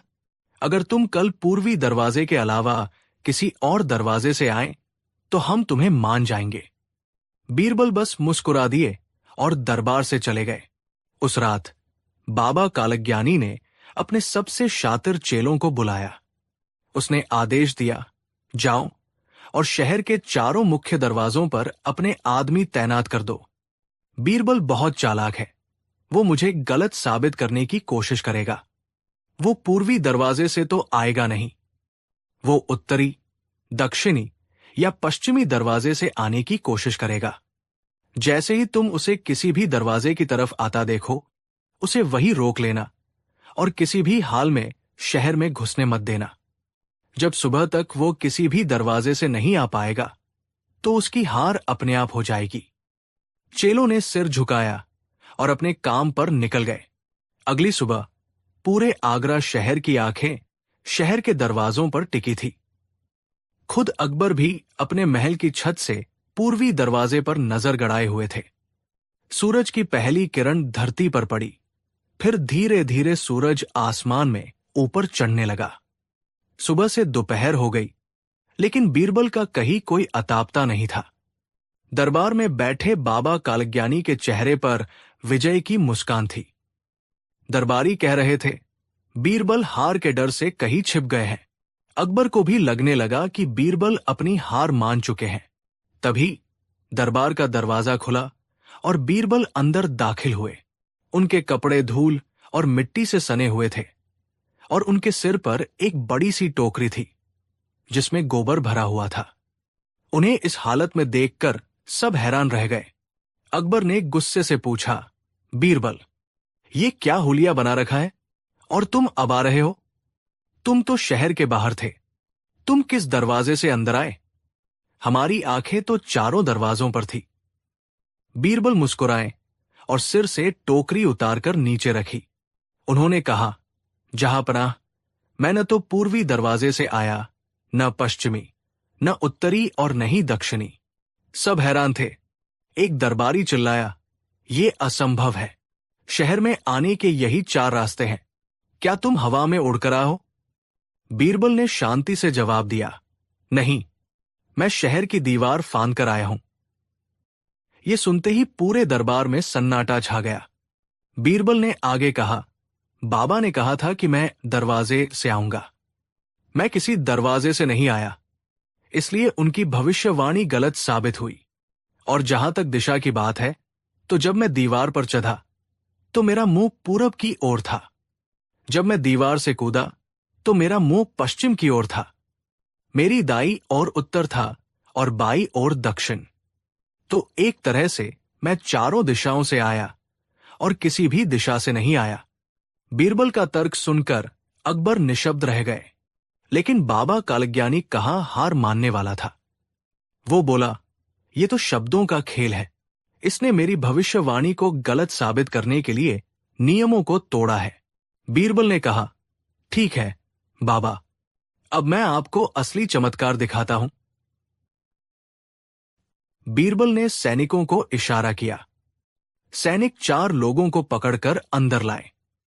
ये वही चेले थे जिन्हें बाबा ने रात में शहर के दरवाजों पर पहरा देने भेजा था। उन्हें देखकर बाबा कालज्ञानी के चेहरे का रंग उड़ गया। बीरबल ने अकबर से कहा, जहांपनाह, ये है बाबा के असली चमत्कार। ये इनके जासूस है। इन्होंने ही मुझे शहर में घुसने से रोकने की कोशिश की थी, लेकिन मैं इनसे एक कदम आगे था। मुझे पता था कि बाबा ऐसा ही कुछ करेंगे, इसलिए मैं शहर से बाहर गया ही नहीं। मैं रात भर शहर में ही एक दोस्त के घर छिपा रहा और सुबह होते ही शहर की दीवार के पास पहुंच गया।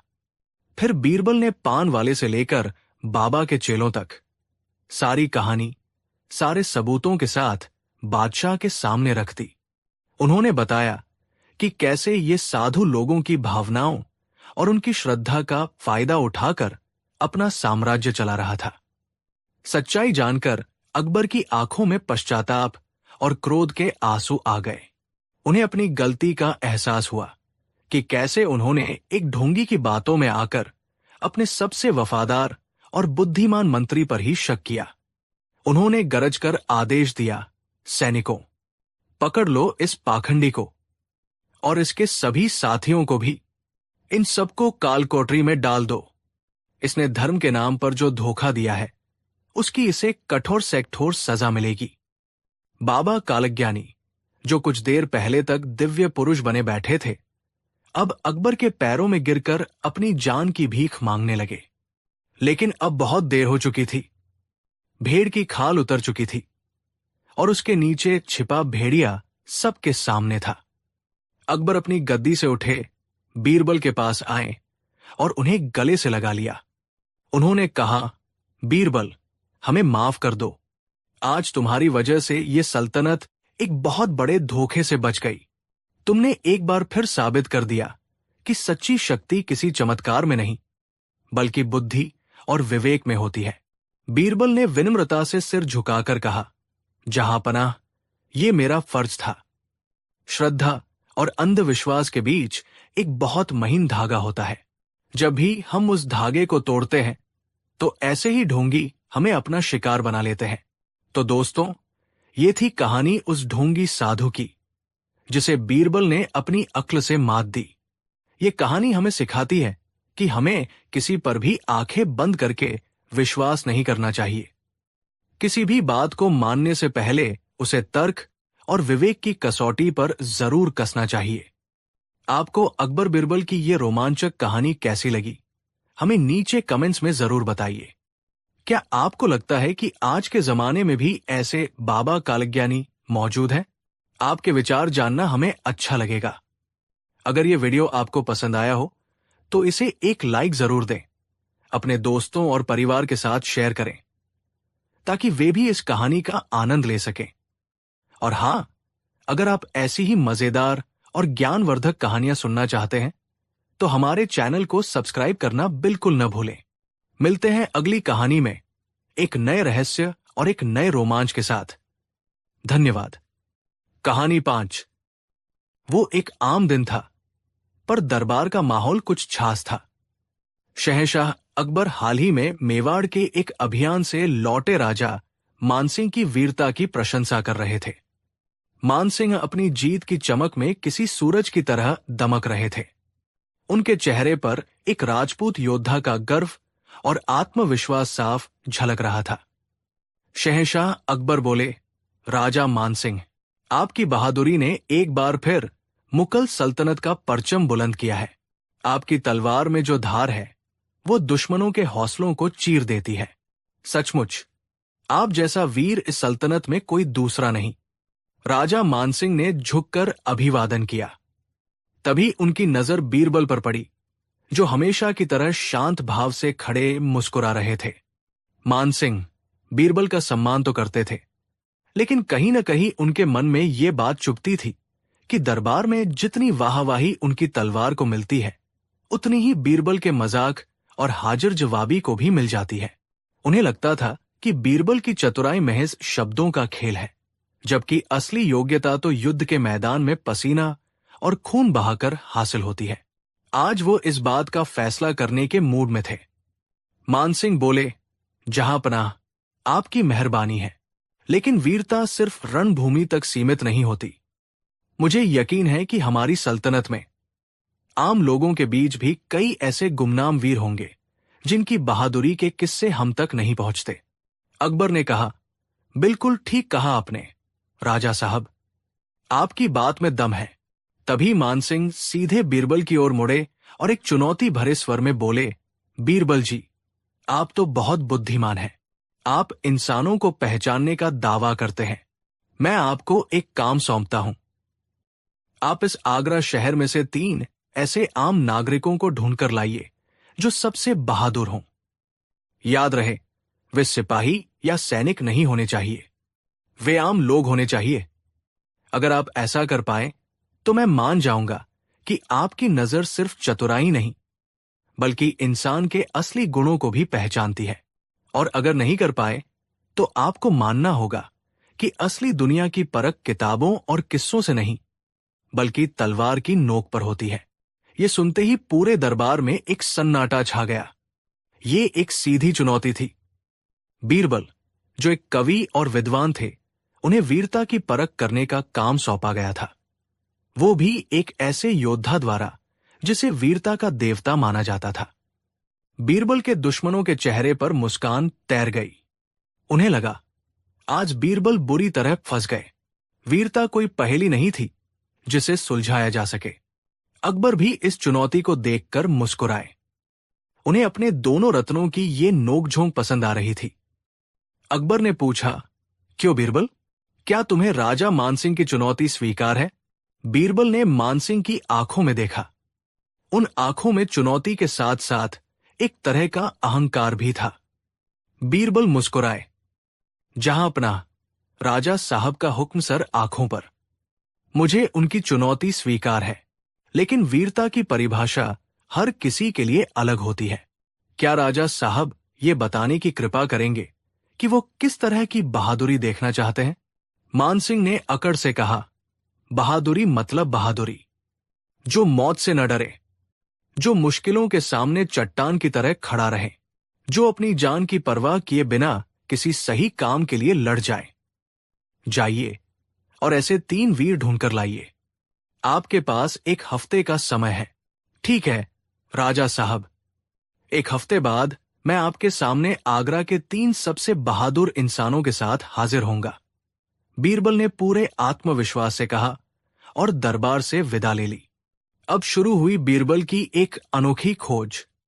ये किसी खजाने की खोज नहीं थी, बल्कि इंसान के अंदर छिपी हिम्मत की खोज थी। बीरबल ने अपना भेष बदला और एक आम आदमी की तरह आगरा की गलियों, बाजारों और मोहल्लों में घूमने लगे। पहले 2 दिन तक बीरबल बस घूमते रहे, लोगों को देखते रहे, उनकी बातें सुनते रहे। उन्होंने देखा कि कोई दुकानदार अपने हज के लिए लड़ रहा था, कोई मजदूर भारी बोझ उठाकर भी मुस्कुरा रहा था, कोई मां अपने बच्चे को बचाने के लिए किसी से भी भिड़ जा रही थी। ये सब हिम्मत के ही रूप थे, लेकिन बीरबल को कुछ खास चाहिए था, कुछ ऐसा जो राजा मानसिंह की वीरता की परिभाषा को भी चुनौती दे सके। तीसरे दिन यमुना नदी के किनारे उन्होंने एक अजीब दृश्य देखा। एक गरीब, फटेहाल आदमी, जिसके चेहरे पर हफ्तों की भूख और निराशा साफ दिख रही थी, नदी में कूदकर अपनी जान देने जा रहा था। तभी एक दूसरा आदमी, जो खुद भी एक मामूली मजदूर लग रहा था, दौड़कर आया और उसे पकड़ लिया। पहले आदमी ने रोते हुए कहा, मुझे छोड़ दो, मैं अपने बच्चों को भूखा नहीं देख सकता, इससे अच्छा है कि मैं मर जाऊं। उस दूसरे आदमी ने अपनी कमर में बंधी एक छोटी सी पोटली खोली। उस पोटली में सिर्फ 2 सूखी रोटियां और थोड़ा सा अचार था। शायद वो उसका दिन भर का भोजन था। उसने वो पूरी पोटली उस रोते हुए आदमी के हाथ में थमा दी और बोला, भाई, मरना किसी बात का हल नहीं है। आज ये तुम और तुम्हारे बच्चे खा लो, कल की कल देखेंगे। ऊपर वाला कोई न कोई रास्ता जरूर निकालेगा। ये कहकर वो मजदूर बिना कुछ सोचे अपने रास्ते पर आगे बढ़ गया, शायद खुद पूरे दिन भूखा रहने के लिए तैयार। बीरबल ने ये सब देखा। उन्होंने उस मजदूर का पता नोट कर लिया। उन्हें अपना पहला बहादुर इंसान मिल चुका था। ये त्याग की बहादुरी थी। अगले दिन बीरबल शहर के सबसे व्यस्त बाजार से गुजर रहे थे। अचानक एक बैलगाड़ी का बैल बिदक गया और पागलों की तरह भीड़ में इधर उधर भागने लगा। लोग अपनी जान बचाने के लिए चीखते चिल्लाते हुए भाग रहे थे। तभी बीरबल ने देखा कि एक छोटा सा बच्चा खेलते खेलते उस बिदके हुए बैल के ठीक सामने आ गया। बच्चे की मां दूर खड़ी चीख रही थी, लेकिन किसी की हिम्मत नहीं हो रही थी कि उस पागल बैल के सामने जाए। तभी भीड़ में से एक नौजवान लड़का, जो शायद कोई मामूली कारीगर था, अपनी जान की परवाह किए बिना दौड़ा। उसने एक लंबी छलांग लगाई, बच्चे को अपनी गोद में उठाया और पलक झपकते ही उसे एक दुकान के चबूतरे पर सुरक्षित फेंक दिया। लेकिन इस कोशिश में बैल का एक सींग उसकी बाह में लग गया और वो खून से लथपथ होकर गिर पड़ा। फिर भी उसके चेहरे पर एक संतोष की मुस्कान थी कि उसने एक मासूम की जान बचा ली। बीरबल ने उस नौजवान का भी पता लिख लिया। ये रक्षा की बहादुरी थी। अब बीरबल को अपने तीसरे और सबसे बहादुर इंसान की तलाश थी। 6 दिन बीत चुके थे। 7वें दिन की सुबह बीरबल शहर के बाहरी इलाके में एक संकरी गली से गुजर रहे थे। उन्होंने एक बेहद अजीब नजारा देखा। एक आदमी, जो देखने में बिल्कुल साधारण था, अपनी चारपाई पर सड़क के किनारे एक घर की दीवार से सटाकर गहरी नींद में सो रहा था। इसमें अजीब कुछ नहीं था। अजीब यह था कि जिस दीवार के सहारे उसकी चारपाई लगी थी, वो दीवार पूरी तरह से जर्जर हो चुकी थी।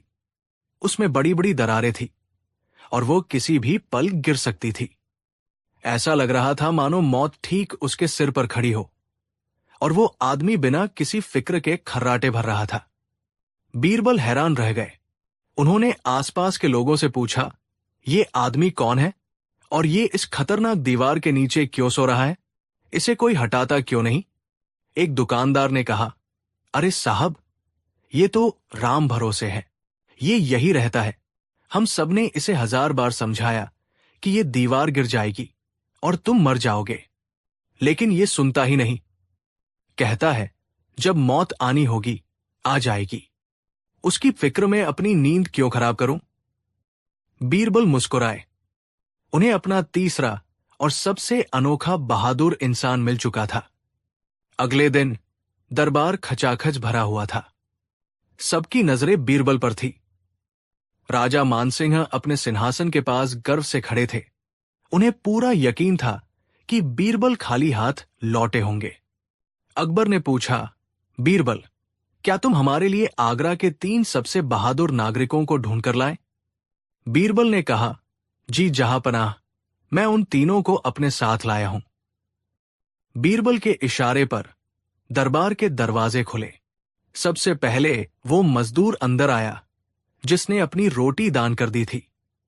उसके बाद वो नौजवान कारीगर आया जिसकी बाह पर अभी भी पट्टी बंधी थी।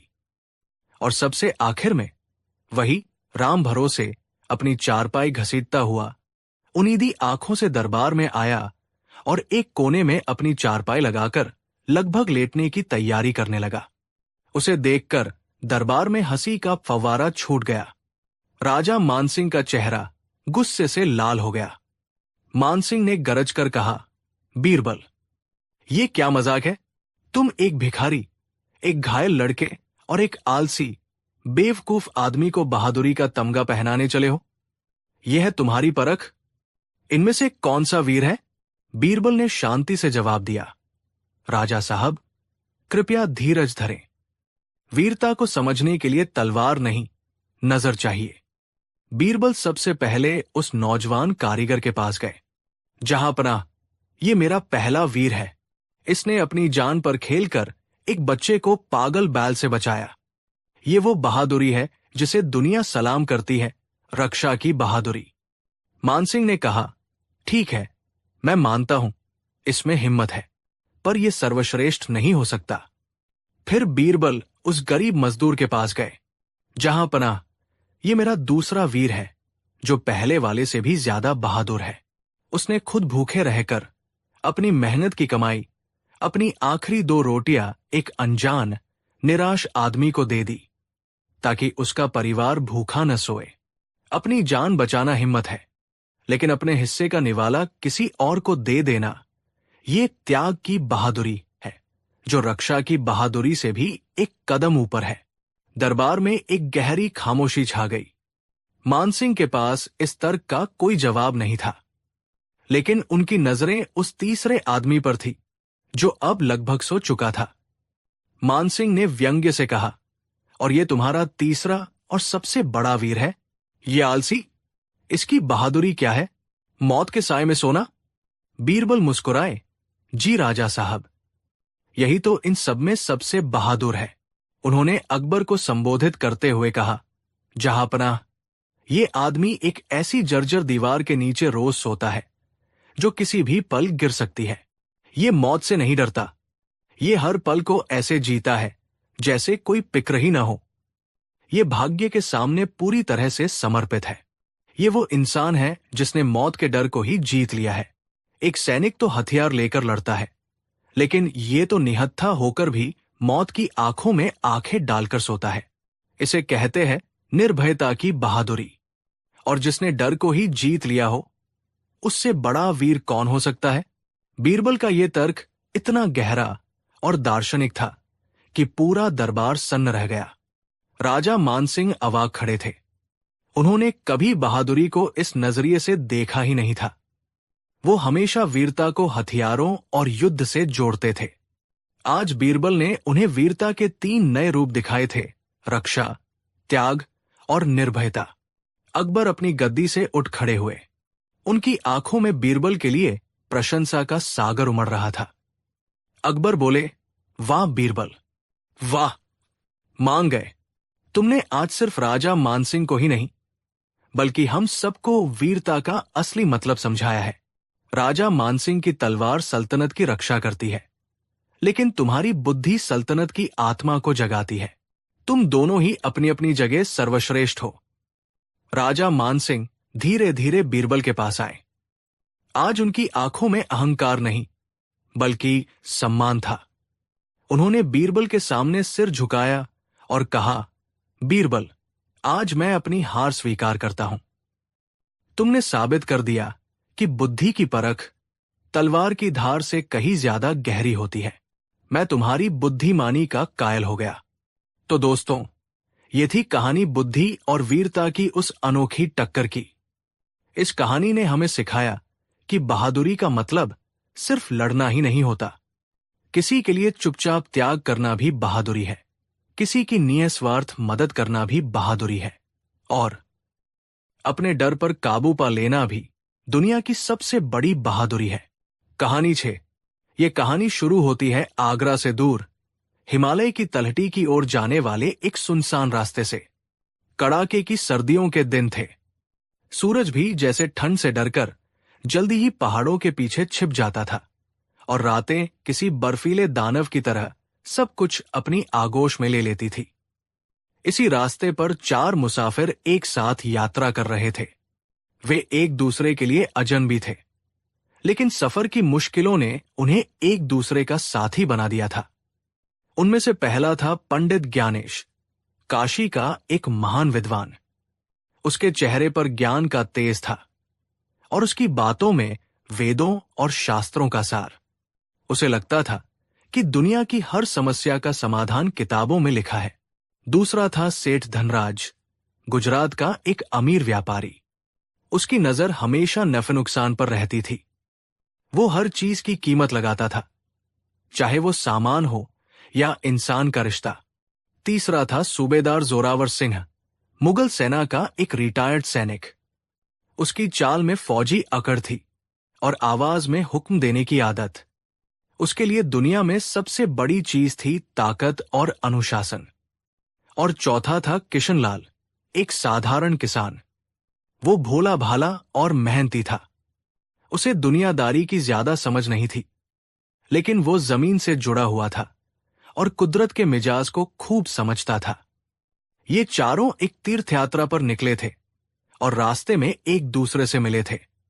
दिन में वे साथ चलते, हंसी मजाक करते और एक दूसरे को अपनी जिंदगी के किस्से सुनाते। ऐसा लगता था जैसे वे सालों से एक दूसरे को जानते हों। लेकिन उन्हें यह नहीं पता था कि रात का अंधेरा और ठंड की एक लहर उनकी इस नैनवेली दोस्ती की सबसे कठिन परीक्षा लेने वाली थी। जैसे ही सूरज डूबा, मौसम ने अपना असली रंग दिखाना शुरू कर दिया। बर्फीली हवाएं चाबुक की तरह शरीर पर लगती थी।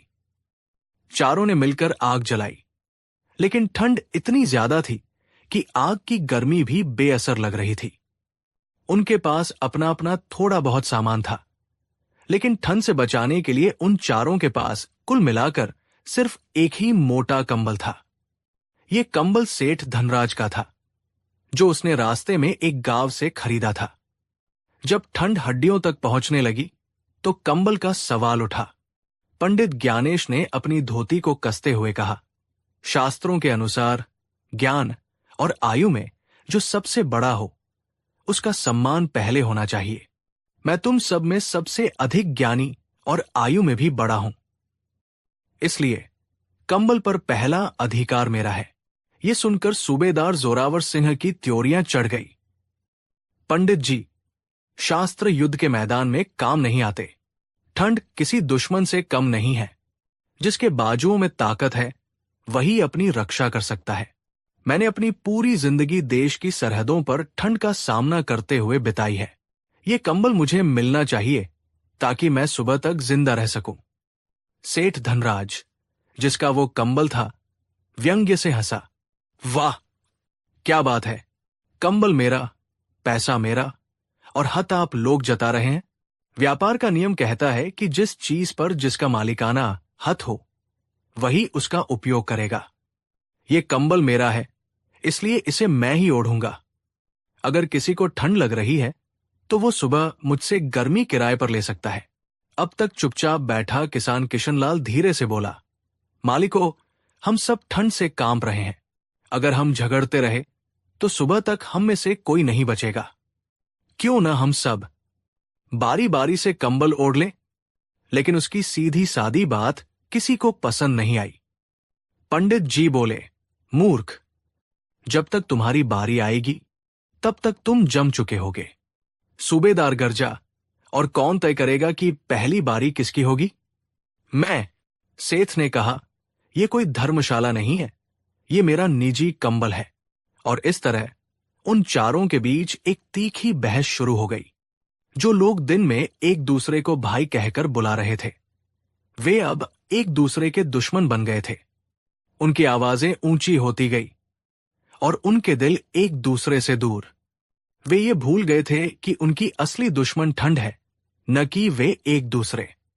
कंबल जमीन पर पड़ा था और वे चारों उसके चारों ओर खड़े होकर एक दूसरे से लड़ रहे थे, कांप रहे थे और अपनी अपनी अकड़ में जकड़े हुए थे। अब कहानी का रुख आगरा की ओर मोड़ते हैं। शहंशाह अकबर अक्सर रात में भेष बदलकर अपनी प्रजा का हाल जानने निकलते थे। उस रात भी वो एक साधारण व्यापारी के लिबास में अपने सबसे भरोसेमंद सलाहकार बीरबल के साथ आगरा के बाहरी इलाके में गश्त पर थे। अचानक उन्हें कुछ दूर से इंसानों के लड़ने झगड़ने की आवाजें सुनाई दी। अकबर को आश्चर्य हुआ कि इस सुनसान और बर्फीली रात में कौन हो सकता है। अकबर ने बीरबल से कहा, बीरबल, चलो देखें, लगता है कुछ लोग मुसीबत में हैं। जब वे पास पहुंचे तो उन्होंने देखा कि आग के पास 4 आदमी एक कंबल के लिए बुरी तरह लड़ रहे हैं। उनकी हालत देखकर अकबर को उन पर दया भी आई और गुस्सा भी। अकबर ने अपनी भारी आवाज में कहा, ऐ लोगों, तुम कौन हो और इस तरह जानवरों की तरह क्यों लड़ रहे हो? चारों अजनबियों को देखकर चौंक गए। उन्होंने अपनी अपनी कहानी बताई और कंबल पर अपना अपना हक जताया।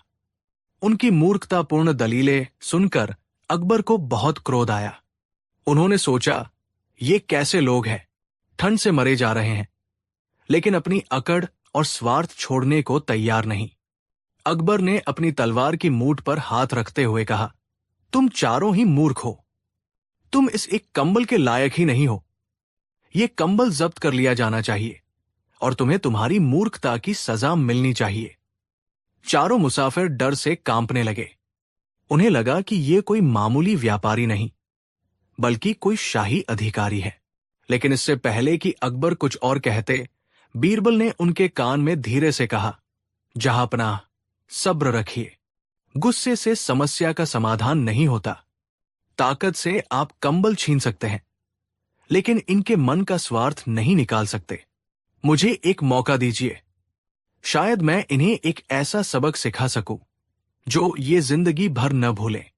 अकबर बीरबल की बुद्धिमानी का सम्मान करते थे। उन्होंने सिर हिलाकर बीरबल को इजाजत दे दी। बीरबल उन चारों के पास गए। उनके चेहरे पर एक शांत मुस्कान थी। भाइयों, मैंने तुम सबकी बात सुनी। पंडित जी, आप ज्ञानी हैं। सूबेदार साहब, आप बलवान हैं। सेठ जी, आप इस कंबल के मालिक हैं। और किसान भाई, आप हम सबका पेट भरते हैं। आप सभी अपनी अपनी जगह सही हैं। ये सुनकर चारों को थोड़ी हैरानी हुई। उन्हें लगा कि ये आदमी उनकी बात समझ रहा है। बीरबल ने आगे कहा, समस्या कंबल की नहीं, बल्कि उसे बांटने के तरीके की है। आप सब इस कंबल को ओढ़ना चाहते हैं, लेकिन ये इतना बड़ा नहीं कि आप सब इसमें आराम से सो सकें। और अगर बारी बारी से ओढ़ेंगे तो बाकी 3 ठंड से मर जाएंगे। तो आप ही बताइए, हम क्या करें? पंडित ने पूछा। बीरबल मुस्कुराए और जमीन पर पड़े कंबल को उठाया। इसका एक बहुत ही सरल उपाय है। आप चारों इस कंबल को ओढ़ेंगे भी, और कोई किसी से छोटा बड़ा भी नहीं कहलाएगा। उन्होंने कंबल को पूरी तरह से खोला और उसे हवा में फैलाया। अब आप चारों इस जलती हुई आग के चारों तरफ बैठ जाइए, एक दूसरे से पीठ सटाकर। चारों ने हिचकिचाते हुए ऐसा ही किया। बहुत अच्छे, बीरबल ने कहा। अब आप चारों इस कंबल का एक एक कोना पकड़ लीजिए। चारों ने हैरानी से एक दूसरे को देखा, लेकिन उन्होंने वैसा ही किया। अब बीरबल ने अपनी रहस्यमयी आवाज में कहा, इस कंबल को अपनी पीठ पर डाल लीजिए और इसे कसकर पकड़े रहिए। जैसे ही चारों ने कंबल को अपनी पीठ पर डाला और कोनों को कसकर पकड़ा, एक चमत्कार सा हो गया। कंबल चारों की पीठ को ढक रहा था, और आग की गर्मी जो अब तक हवा में उड़ रही थी, वो अब उस कंबल के अंदर कैद हो गई थी। उन चारों के बीच का छोटा सा दायरा एक गर्म कमरे की तरह बन गया था। आग सामने से गर्मी दे रही थी और कंबल पीछे से ठंड को रोक रहा था। धीरे धीरे उनके कांपते हुए शरीर शांत होने लगे। ठंड का एहसास कम होने लगा और एक आरामदायक गर्मी का एहसास होने लगा। कुछ देर तक चारों खामोश बैठे रहे। उन्हें अब एहसास हो रहा था कि वे कितनी बड़ी मूर्खता कर रहे थे। जिस कंबल के लिए वे एक दूसरे की जान लेने पर तुले थे, वही कंबल अब उन चारों की जान बचा रहा था, लेकिन सिर्फ इसलिए क्योंकि उन्होंने उसे बांटना सीख लिया था। पंडित ज्ञानेश की आंखों में पश्चाताप के आंसू थे। सेठ धनराज को अपनी दौलत छोटी लग रही थी। सूबेदार जोरावर सिंह की अकड़ पिघल चुकी थी और किशनलाल के चेहरे पर एक मासूम मुस्कान थी। जब चारों पूरी तरह से सहज हो गए, तो पंडित ज्ञानेश ने बीरबल के सामने हाथ जोड़े। महात्मन, आपने हमारी आंखें खोल दी। हम अपने ज्ञान, बल और धन के घमंड में अंधे हो गए थे। आपने हमें सिखाया कि सबसे बड़ी ताकत एकता में है।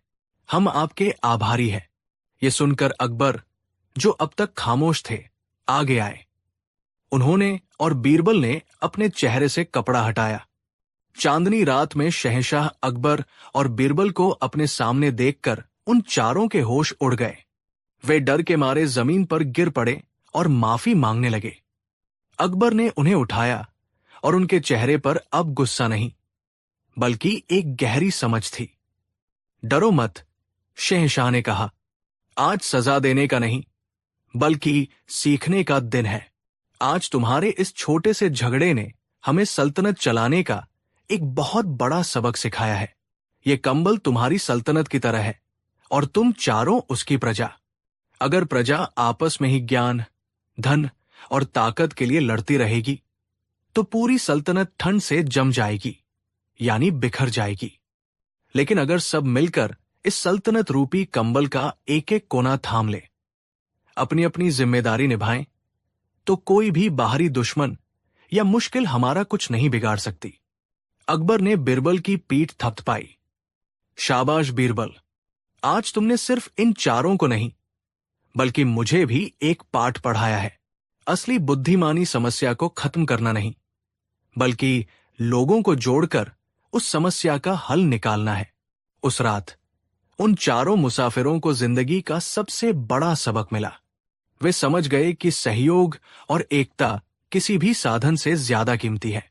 तो दोस्तों, ये थी कहानी 4 आदमियों और एक कंबल की। ये कहानी हमें सिखाती है कि हमारी जिंदगी में भी ऐसे कई कंबल आते हैं, चाहे वो परिवार में संपत्ति का बंटवारा हो, ऑफिस में किसी प्रोजेक्ट का क्रेडिट हो या समाज में अधिकारों की लड़ाई हो। हम अक्सर अपने स्वार्थ और घमंड में उस एक चीज के लिए लड़ते रहते हैं और ये भूल जाते हैं कि मिलकर हम उससे कहीं ज्यादा हासिल कर सकते हैं। बीरबल का समाधान कितना सरल लेकिन कितना गहरा था, है ना?